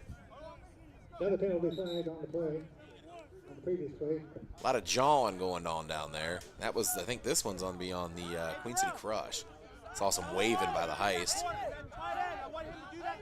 As number 44, Tamar Miller, runs back onto the field. I guess he wasn't ejected. And if that's the case, then it's going to be a huge fix there for that defense, to have a guy like that, a leader, back there on the field.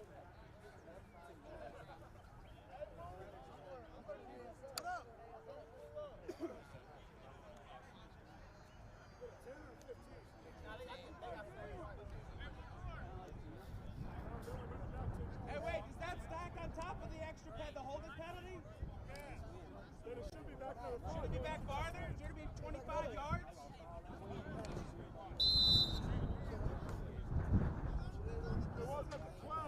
Second and long, ball on the 22-yard line. So now, what would have been a 2nd and goal short is now a 2nd and goal long, real long, for the Queen City Crush. They're going to look to cut the distance. It's still flat, but they're going to try and look to go deep and cut the yards down. So after a host of penalties, we're going to get back to some game action here. Keyshawn Mitchell in the backfield with Pennington. Pennington dropping back, scanning the field, quick pass. That goes in and out of the hands there of number 13, Mike Bell, bringing up 3rd down and super long on the goal. 13, Mike Bell, incomplete. Lamar Stovall. 3rd and long. Lamar Stovall out there asking people, can you hear it? Can you hear it? And we're going to go ahead and head to the media timeout. So we will be right back here after these messages.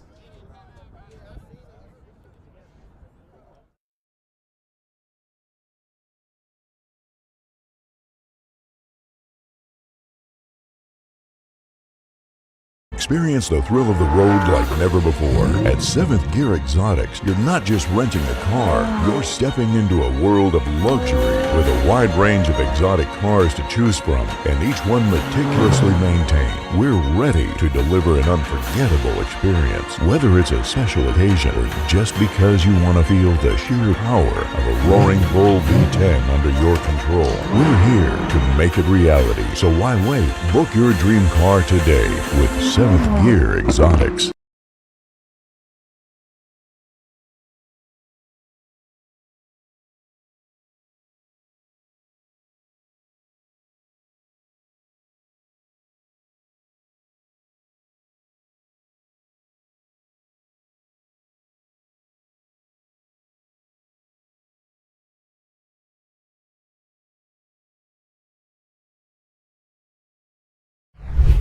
All right, and we're back on a 3rd and long, 3rd and goal here. Pennington, lone man in the backfield, getting some pressure, finds his man. That's number 13, Mike Bell, as he fumbles the ball. And that ball is recovered by the Covington Heist. I believe that was number 1, Darrell Marshall, but there was a flag on the play, it looked like. Let's take a look here and see what we got. I thought there was.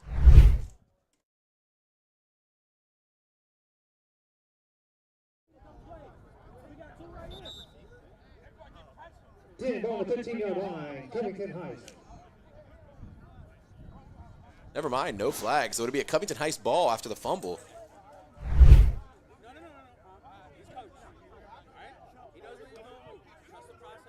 And we got a challenge on the fumble. So we're going to take a look here. Challenge made on the previous play. Mike Bell makes a quick move there. And Stovall slaps it out of his arms. That is a fumble. And that's recovered there by Darrell Marshall. So, yeah, no, that's clear as day right there on the replay.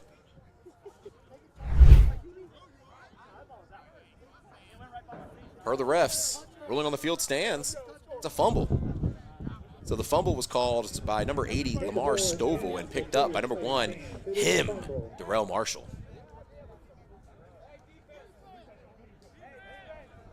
Bringing up a 1st and 10, Covington Heist. Ball on the 12-yard line.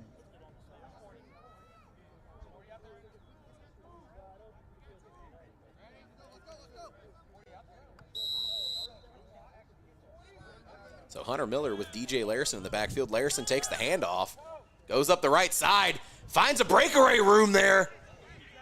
But he's ended up pulled out of bounds by a combination of Curtis Tobin and Dale Hathaway. That'll be just enough there for another Covington Heist 1st down. It was Rayshawn Washington also in on the tackle there. 1st and 10, ball on the 35-yard line, Covington Heist.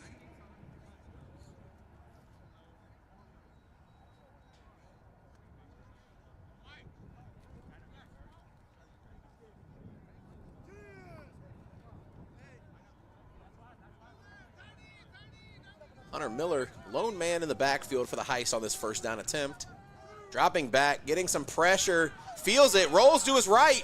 Big block there by number 19, Austin Powers. Number 12. Letting Hunter Miller pick up just a couple extra yards on that. Take a look here. Miller felt the pressure there by number 5, Wardell Brown. And that's a huge block there, crushing block by number 19, Austin Powers.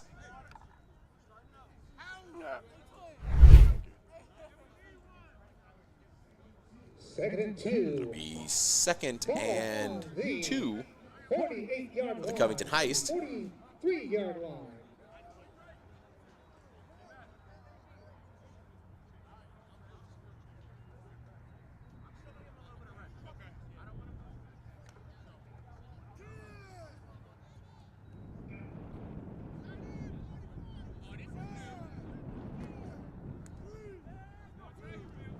That'll be a run there by number 22, Tavion Jewett.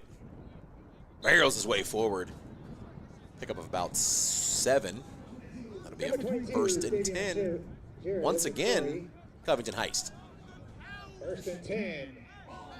Ball on the 49-yard line. So now you're going to start seeing a lot of the, the Covington Heist are up right now. Comfortably, 12-point lead here. They're just going to start winding down this clock. These big chunk running plays, taking shots when they need to take shots, but overall just managing this clock right now and just keeping the crush off the field.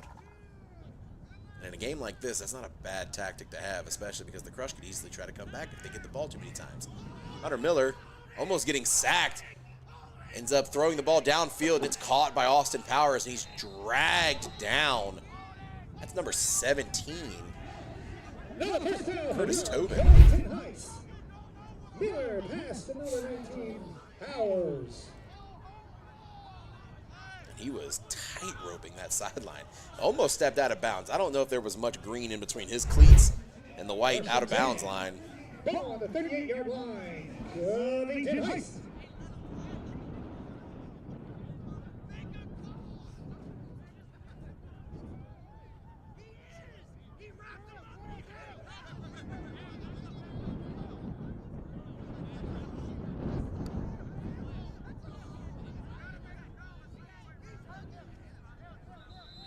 We got another penalty flag here on the field.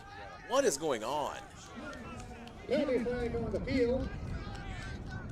Another one. There's 2 penalty flags on the field. It looks like it's going to be on the Queen City Crush. We've got coaches and players walking out onto the field arguing their case right now.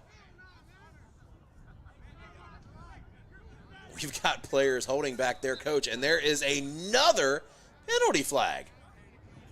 3 penalty flags on the field. And somebody just got the boot, it looked like.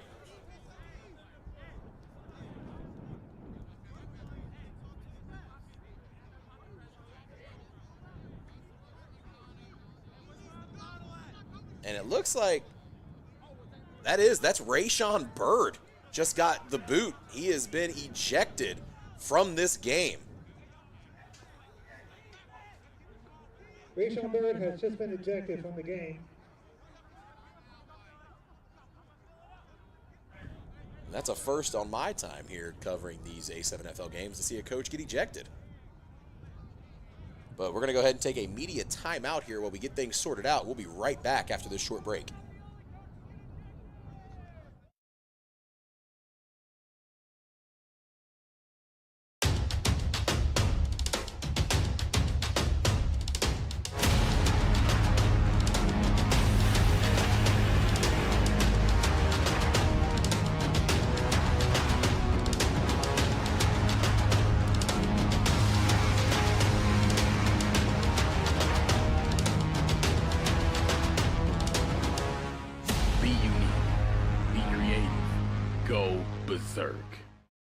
Experience the thrill of the road like never before. At 7th Gear Exotics, you're not just renting a car, you're stepping into a world of luxury with a wide range of exotic cars to choose from, and each one meticulously maintained. We're ready to deliver an unforgettable experience, whether it's a special occasion or just because you want to feel the sheer power of a roaring bull V10 under your control. We're here to make it reality, so why wait? Book your dream car today with 7th Gear Exotics.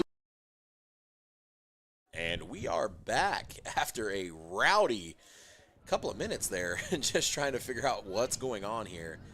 Just to recap, assistant coach and offensive coordinator Rayshawn Bird for the Queen City Crush has been ejected from the game. So currently we are waiting on, they're trying to make sure that the coach and everybody involved with him are leaving the field. But after all the penalties and all the dust and all the smoke has been settled, it'll be a 1st and 10 on the 15-yard line for the Covington Heist. That's 30 yards worth of penalties for the Queen City Crush.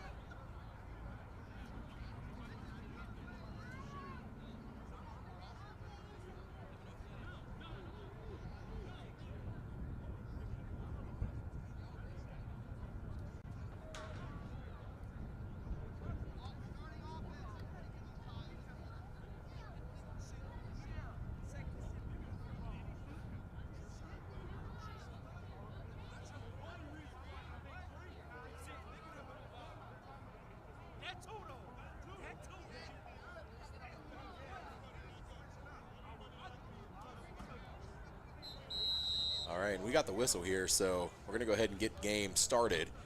Queen City Crush, I mean, the story of this game for them, I think this game would be even closer than what it already has been if it wasn't for costly penalties and things of that nature for this team. It's unfortunate to see, you know, especially a game like this. Hunter Miller rolling, looking for a pitch, does. Austin Powers with the catch, but he's tackled and wrapped up hard. Miller's pass complete. That's number Austin 13, Powers, Mike number Bell, 19. on the initial tackle.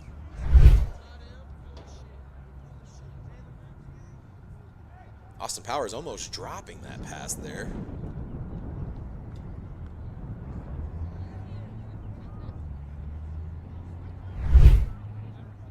That'll bring up 2nd and about 4.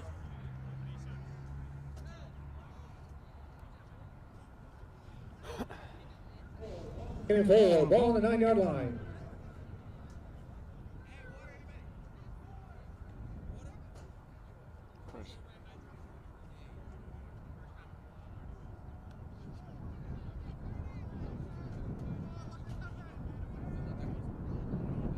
There's a handoff to Darius Chapman.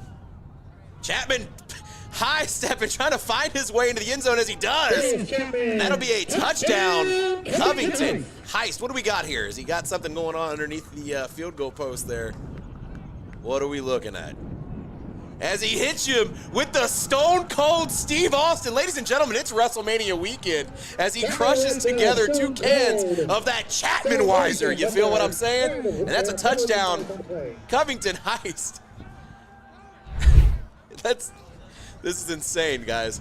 So we got Hunter Miller with the handoff. Darius Chapman, number 13. He, just kind of skips his way into the end zone. And you go and look, you watch him. He takes off. You're like, hey, what's he doing? What's this guy doing? Darius Weisers under the field goal post as he cracks them together, Stone Cold Steve Austin style. Pow, chugs them, calls it a day. And of course, obviously a penalty on the play there, obviously. But it almost feels like it was worth it since it's WrestleMania weekend.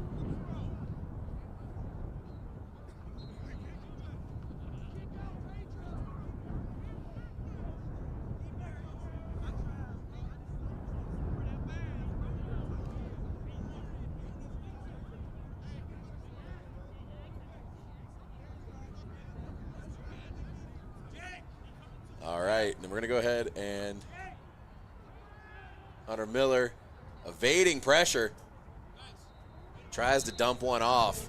It's an incomplete pass. So still no extra points being scored so far.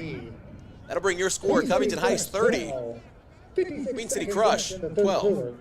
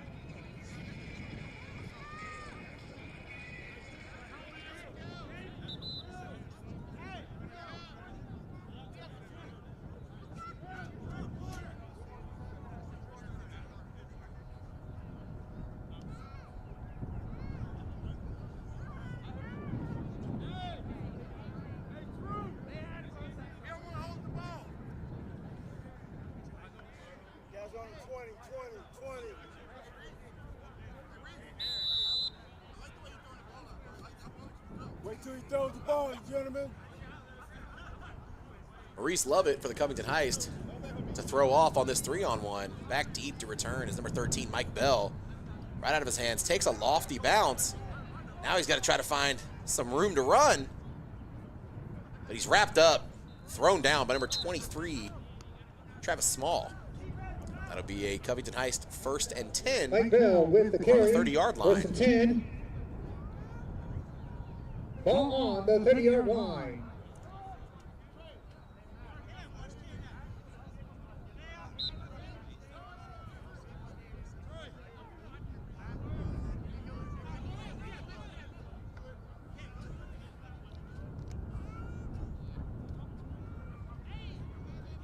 Queen City Crush finds their way to the line of scrimmage here. Tyler Pennington, lone man in the backfield. Got everybody spread out. Pennington dropping back, looking to pass, getting some pressure, and he's hit hard by number 0, Trahan Brooks. Fumble recovery. That fumble was recovered by number 5, Wardell Brown Jr.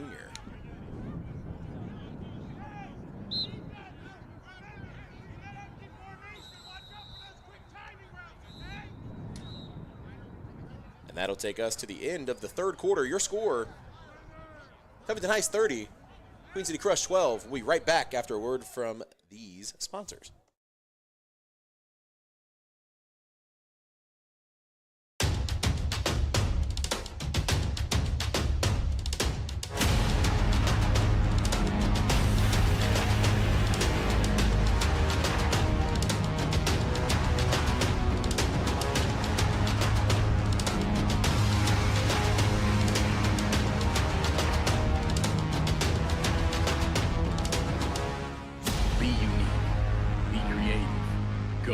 berserk. Experience the thrill of the road like never before. At 7th Gear Exotics, you're not just renting a car, you're stepping into a world of luxury with a wide range of exotic cars to choose from, and each one meticulously maintained. We're ready to deliver an unforgettable experience, whether it's a special occasion or just because you want to feel the sheer power of a roaring bull V10 under your control. We're here to make it reality, so why wait? Book your dream car today with 7th Gear Exotics. All right, ladies and gentlemen, as we start this fourth quarter here for the A7FL Cincinnati, I am graced by the presence of the Sin City Chaos head coach, Brent Smothers. Brent, how you doing? I'm doing pretty good, Chris. You know, same old shit, different Sunday.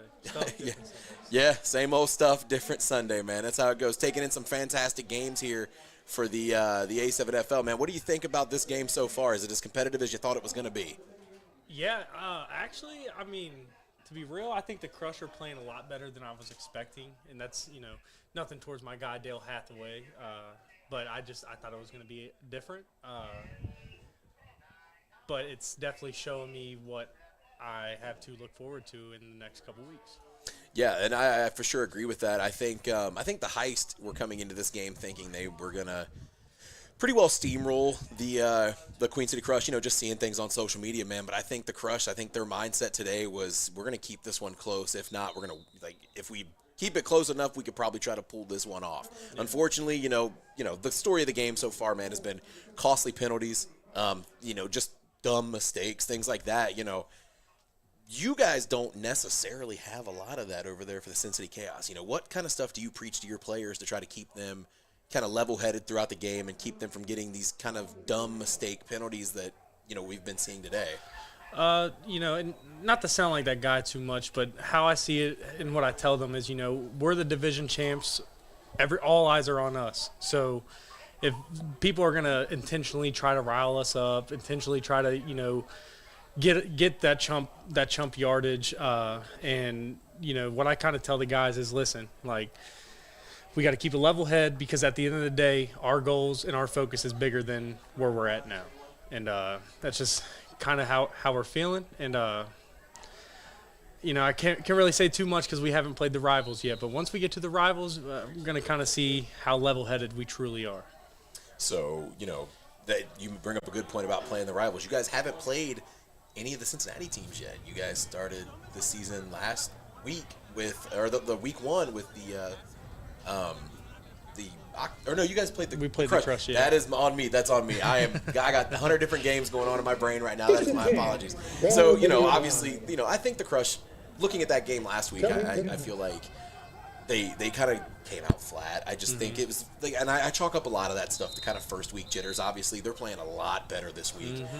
You can tell just it doesn't really do with any skill from either team. I think it has just a lot to do with the mindset of just getting back out there on the field and playing the game the way it needs to be played. Short-term memory. Yes, it's nice to see that's how they've got things going on that side of the ball. So kind of taking a look forward here, you guys get the opportunity to play a rookie team, a first-year team in the Columbus Explorers this next game coming up. What are your thoughts on the Explorers, and what is your, just without getting too much into how the weeds are done, the game plan to prepare for a team you haven't seen yet? Honestly, the game plan is to go at them as hard as we can, and really set the tone from the beginning of the game. Because with us being the rookies last year, we really didn't know what to expect with anybody, and this year, us going into our second year, it's time to show them who Big Brother is. I agree with that. I agree. I mean, you guys are definitely the premier team for the Cincinnati division here in the A7FL. So, you guys, that kind of comes with the territory, and I think you guys totally understand it, that the chip on the shoulder, man, it has to be there, because you guys are the big dogs until somebody knocks you off. You know what I mean? So, what are your thoughts on this? I mean, what do you know about this Explorers team? I mean, we haven't seen them yet. So what do you, as a coach, what have you seen, and what can you tell us about the Explorers? I'll be honest, I haven't really seen much. I know some of the guys on that team play for the Ohio Legends semi-pro team, and their coach posts like little practice videos, and that's really all I've seen of them. And I can't really tell you I'm impressed. I can't really tell you anything because I haven't seen them play this style of football yet. And not to interrupt you there, but that was a really good play there. The new quarterback in here for the Covington Heist is former Cincinnati Flex Arena player Maurice Lovett, and he just drops a dime there on number 15 Amatrice Hall, who shakes and bakes and tries to find a running lane, but is eventually wrapped up there by number 27 Zeb Munoz and number 0 Lavelle Anderson. So yeah, obviously, just kind of going off of social media stuff then for the Explorers, correct? Yeah. Yeah. I can honestly say the same thing. I haven't seen a whole lot as far as that's kind of where I get a lot of my information from, is just kind of seeing how you guys post stuff on social media. So just want to take this time, man. I don't have any more questions for you, brother. I just want to say thank you so much for taking the time pregame to Thanks for having come me. and chat with me, man. It's always a good time to talk to you, and we'll get back to the regular coverage here for this game. Thank you, sir. See you, buddy.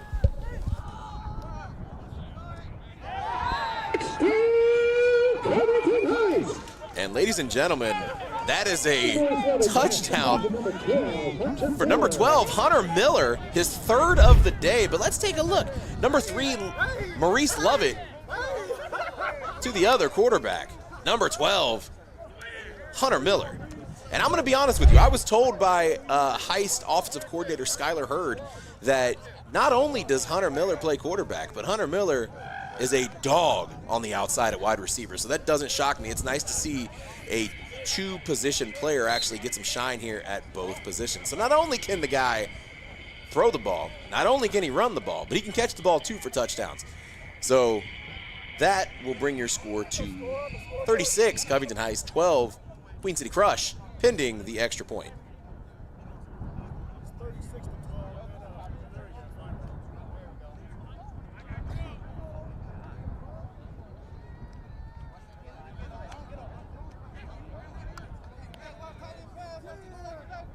All right, Austin Powers in the backfield with number 3, Maurice Lovett. Lovett dropping back, scanning the field, looking, rolls to his left, thought he was going to run, but he throws just kind of a sidearm pass there to number 15. That's Amatrice Hall. And I think that's the same kind of stuff you're going to see from Maurice Lovett, man. This is the first game we're seeing with him. This dude knows ball. This dude can play. I've had the opportunity to watch him play with the Cincinnati Flex Arena team. But this dude also played overseas. Like he's legit. Maurice Lovett is legit. He's got good field awareness, good field visibility. The guy knows what he's doing. So the first extra point scored the entire day, bringing your score to Covington Heist 37, Queen City Crush 12.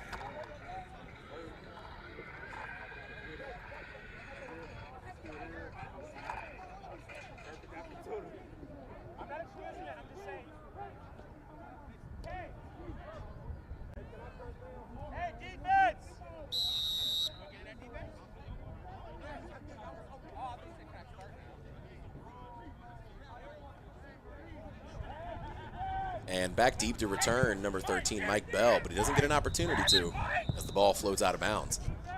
That'll bring up a 1st and 10, Queen City Crush.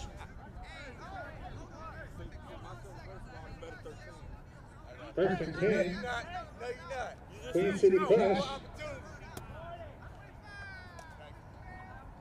Actually, my apologies. So we're going to get a free run here for Mike Bell. And we're going to wait on the referee's whistle.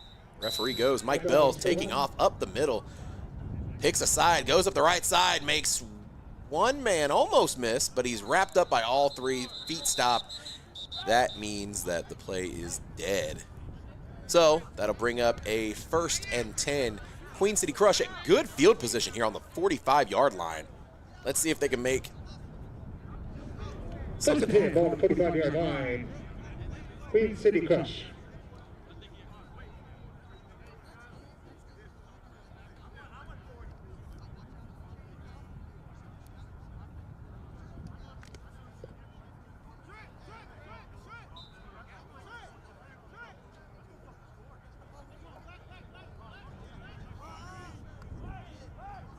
So Tyler Pennington taking the field as the lone man in the backfield for the Crush.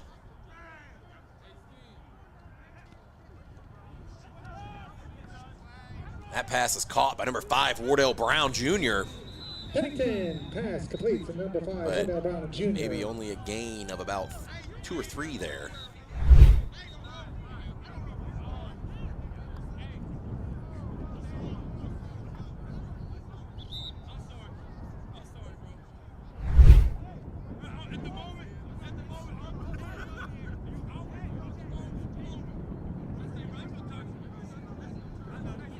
Second and 10.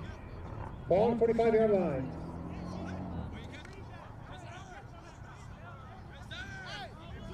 So it'll be no gain on the play there. Second and 10. Pennington, lone man. Pennington with the quick throw right through the hands of number 8, Theo Smith. Theo Smith, also known for his time with the Northern Kentucky Wolfpack. That'll bring up 3rd and 10. So not a position you want to be with this sort of field position that you have. You definitely would have thought they would have taken advantage of the really good field position. Unfortunately, it's just after all those penalties there where Coach Bird got ejected and things like that, it just doesn't seem like they can get their offense out of first gear right now.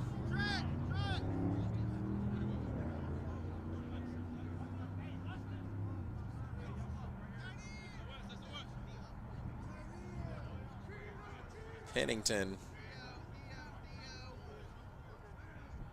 dropping back, scanning the field. And that is a one-handed interception. That's number 8, Jacob Hawkinson, trying to find a seam up the sideline, but he was ran out of bounds, and there's a flag on the play here. Flags on the play. Let's see what we got here from the officials on the field. The heist, Jacob Hawkinson.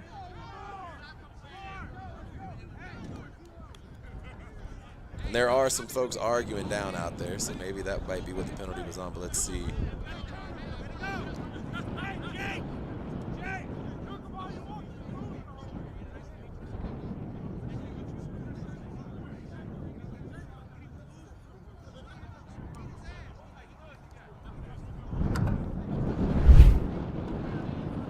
So it'll be a late hit penalty there. So an unnecessary roughness essentially on the Covington heist.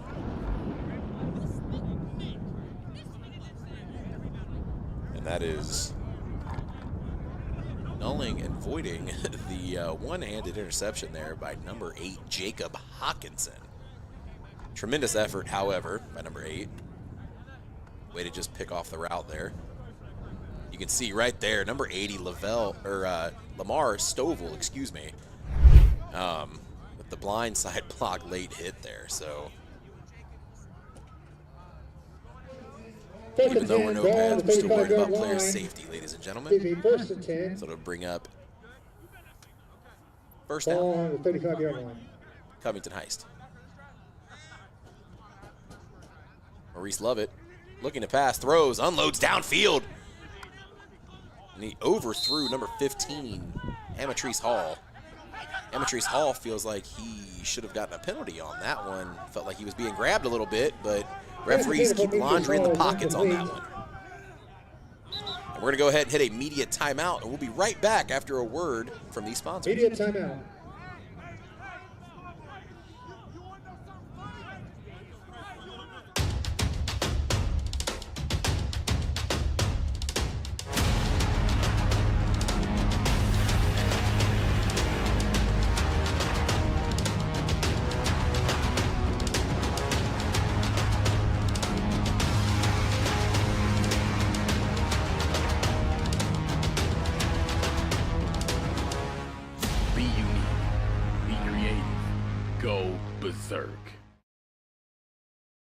Experience the thrill of the road like never before. At 7th Gear Exotics, you're not just renting a car, you're stepping into a world of luxury With a wide range of exotic cars to choose from, and each one meticulously maintained, we're ready to deliver an unforgettable experience. Whether it's a special occasion or just because you want to feel the sheer power of a roaring Bull V10 under your control, we're here to make it reality. So why wait? Book your dream car today with 7th Gear Exotics. All right, and we are back here, and it's second down, Covington Heist. Maurice Lovett in the backfield. DJ Larson with him back there as well. Larson staying to block. Lovett looking downfield. There's a penalty flag on the field. Could be a holding call. And that pick is intercepted by, or that throw is intercepted by number 17, Curtis Tobin. But penalty flag on the field. Let's see what we got here. Hands to the face for the crush.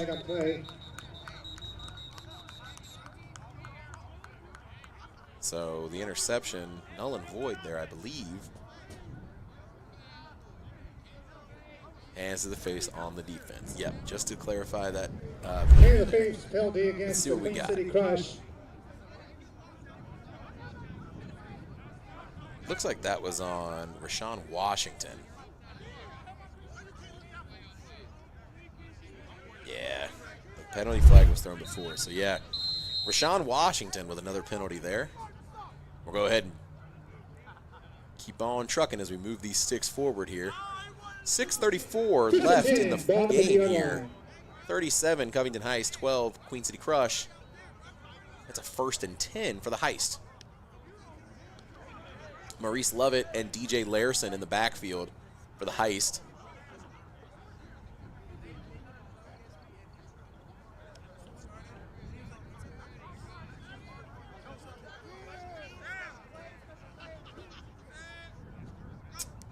That's a fake handoff there to Larson as Lovett getting some pressure, trying to find a man. And that's caught by DJ Larson as he finds some running room. Gives a stiff arm, teeter-totters up the sideline. And he is in the end zone for a huge Covington Heist touchdown. Number 11. That's DJ Larson. Number 11, DJ Larson.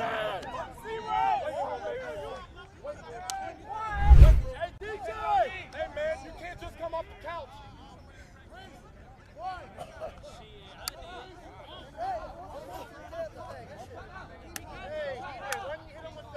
Some solid pressure there from the Crush, but that ball gets in DJ Larson's hand, man. You gotta wrap up, because if you don't, he's gonna find a way up that sideline. And what a great effort there by number 0, Lavelle Anderson, to try to stop it, but unfortunately was not able to get him out of the end zone there for the Covington Heist touchdown, bringing your score pending the extra point. 43 Heist, 12 Queen City Crush. Don't forget, ladies and gentlemen, that if you are looking for any kind of merchandise here for the A7FL Cincinnati division, you're going to want to go to shop.a7flcincinnati.com for all your merchandise needs. Maurice Lovett getting some pressure, but he finds a dime. Number 15, Amatrice Hall for the extra point. And the extra point is good. That's the play to number 15, Amatrice Hall. Covington Heights, 44, Queen City Crush, 12, 5:37 in the fourth quarter. So the Heist, they have found a rhythm, ladies and gentlemen, and they are not letting up. This game, with about 5.5 minutes left, is almost out of reach. I mean, anything could happen, but 44-12, it's going to be hard to come back from that. But we'll find out if we can try to mount one here for this 3-on-1 with number 13, Mike Bell, back deep to return for the Queen City Crush.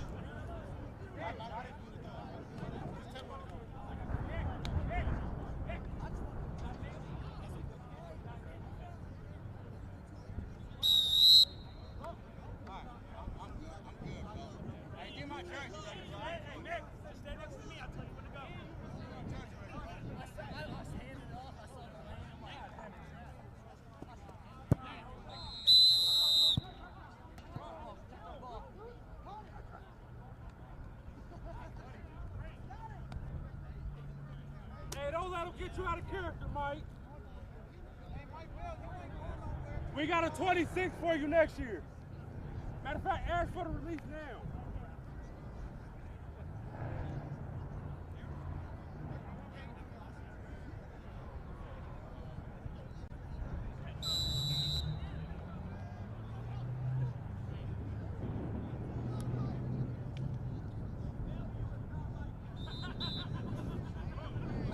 And after the return there by Mike Bell, it'll be a 1st and 10. 1st and 10. 43-yard line Ball for the Queen City Crush. 45-yard line. Oh, ball will be on the 45-yard line. My apologies.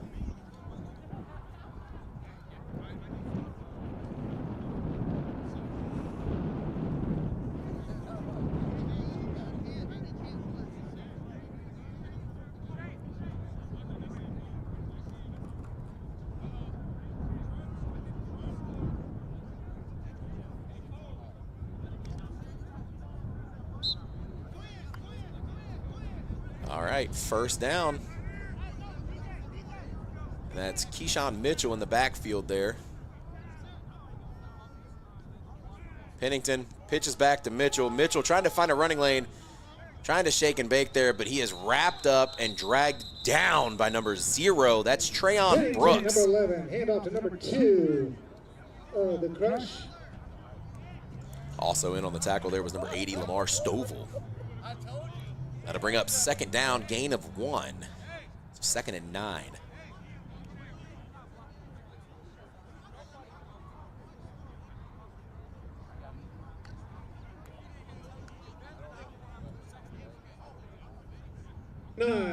Ball on the 44-yard line. Queen City Crush ball.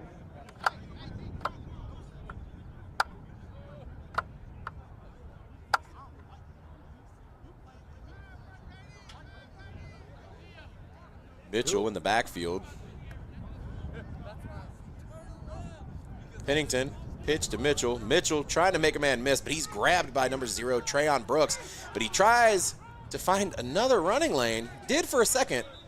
But he was eventually tackled there by a gang of Crush players. Looks like number 90. With the carry. Shane Kennedy was in on that tackle there. 30.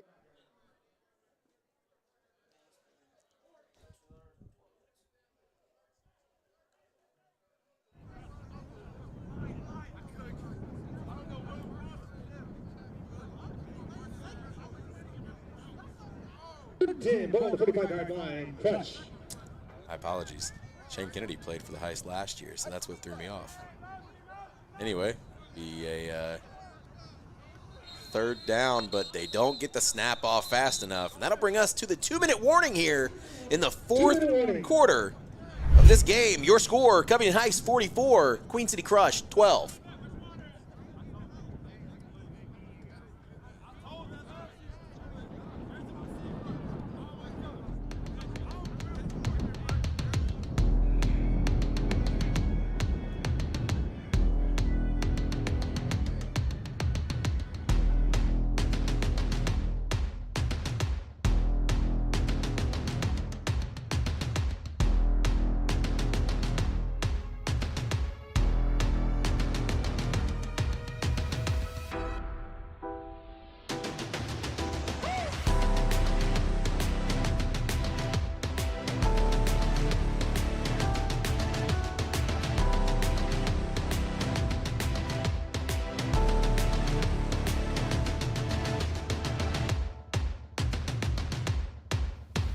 Experience the thrill of the road like never before. At 7th Gear Exotics, you're not just renting a car, you're stepping into a world of luxury with a wide range of exotic cars to choose from, and each one meticulously maintained. We're ready to deliver an unforgettable. All right, and we are back after the 2-minute warning here. Bring up 3rd and 10, Queen City Crush. Ryan Walriven in the backfield.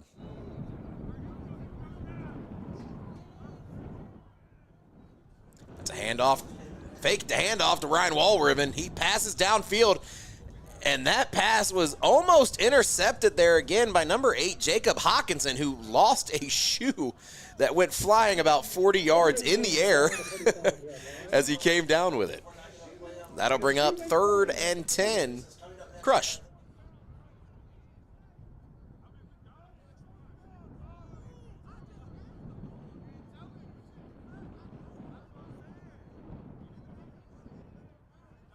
Ball on the 45-yard line. Crush.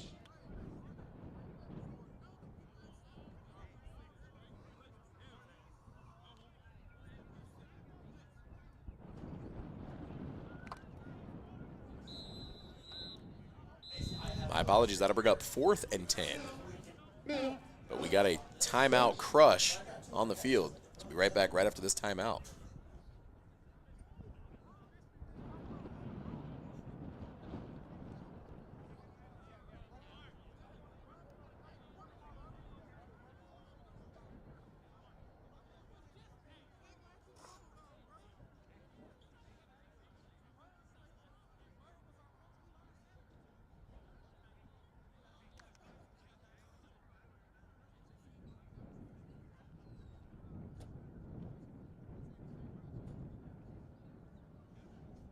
Yeah, that was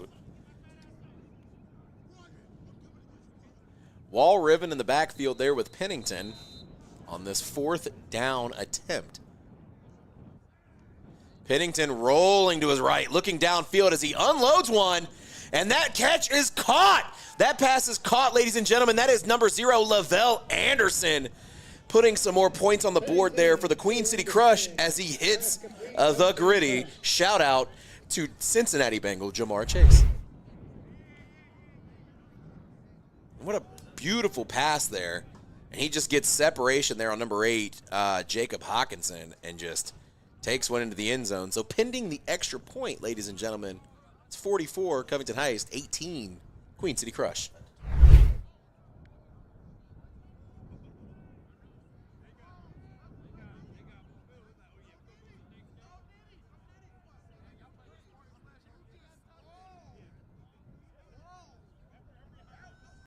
Ball is on the 10-yard line, so the Crush are going to go for 2 here. Cut that lead down, or that gap down to 24 if they can put the points up.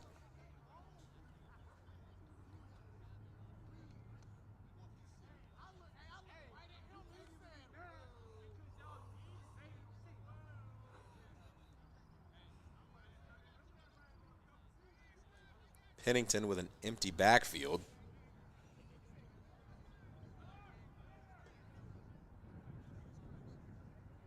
Dropping back, looking to pass. Throws the pass, but throws low. That might be the 2nd or 3rd pass we've seen today where it's just real low and kind of at the ankles there.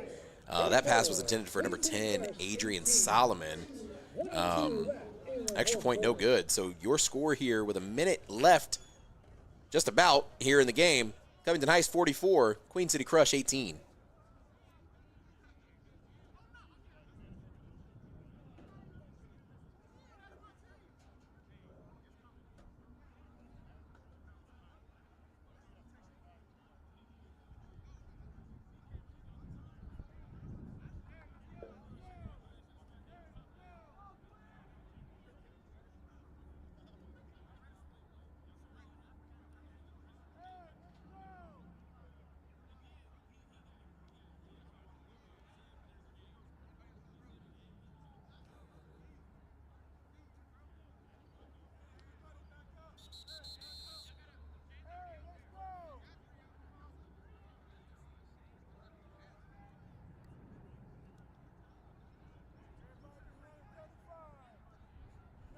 Theo Smith to do the 3-on-1 throw off there and back deep to return. It's number 29, Isaiah Jones. Isaiah Jones just going to let it bounce there, as I believe there was an offsides penalty on the Crush. So we're going to get a free run here for the Heist.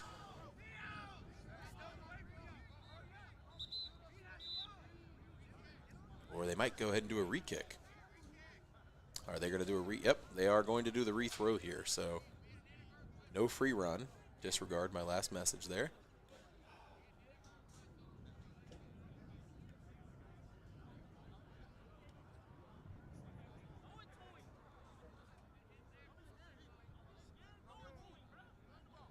Theo Smith. That is caught by number 29, Isaiah Jones. Isaiah Jones making Shane Kennedy, almost trying to get Shane Kennedy to miss. Kennedy wraps him up with a gator roll. He's tackled. That'll bring up 1st and 10, Covington Heist. And one would think that they're just going to go ahead and kneel this one out or run it to get the clock to run out here. Comfortably up 44-18. This game in the second half and part of the second quarter there got real out of hand for the Crush, unfortunately.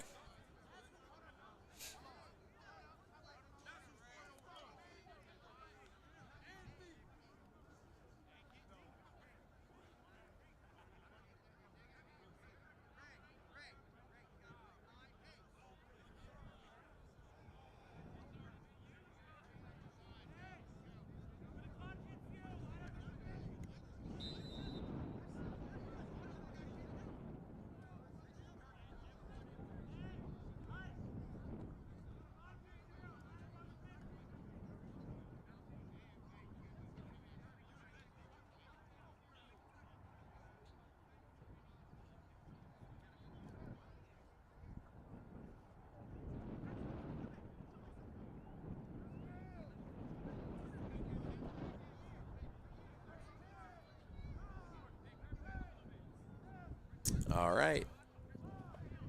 Nice ball, first down. Maurice Lovett dropping back, looking to pass. Flag on the play, could be a hold. Lovett looking downfield as he unloads one. And that's caught by number 15, Amatrice Hall, but it's going to come back here because I believe there's a holding penalty. Holding flag on the play. Holding against the Heist. I think the Heist are just trying to add insult to injury here against the Crush. That hold, I believe, was on number 44, Tamar Miller.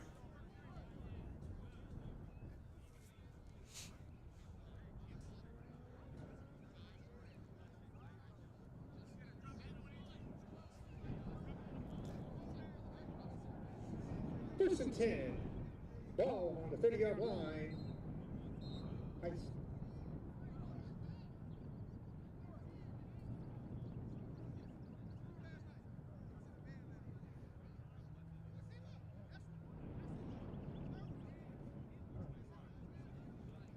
Maurice Lovett, empty backfield. Dropping back. Quick pass to number 15, Amatrice Hall. Amatrice Hall weaving in and out of defenders there as he's brought down at the 50-yard line by number 69, Kirby Williams. First down, Covington. That'll be a first down, Covington Heist. I believe because he was thrown out of bounds, we're going to get a stopped clock here at 13 seconds. Amatrice Hall. First and 10. Maurice Lovett, the lone man in the backfield for the Heist. Dropping back, looking downfield. Unloads one. That's a beautiful pass, but just a hair overthrown there. Pass intended for number 18, Andrew Ruffin. And ladies and gentlemen, that is going to bring us to the end of our game here. Your score, Covington Heist 44, Queen City Crush 18. Your Covington Heist continue to be undefeated and move on to 2-0 on the year. And the Queen City Crush fall to 0-2 on the season. Ladies and gentlemen, my name is Chris Schreiber, and on behalf of the A7FL Cincinnati Division, we want to say thank you for tuning in and joining me today on this beautiful, beautiful Sunday for this game. Thank you so much, and we'll see you next week. Before you turn on the ignition on your vehicle, remember, click it or you will get a ticket.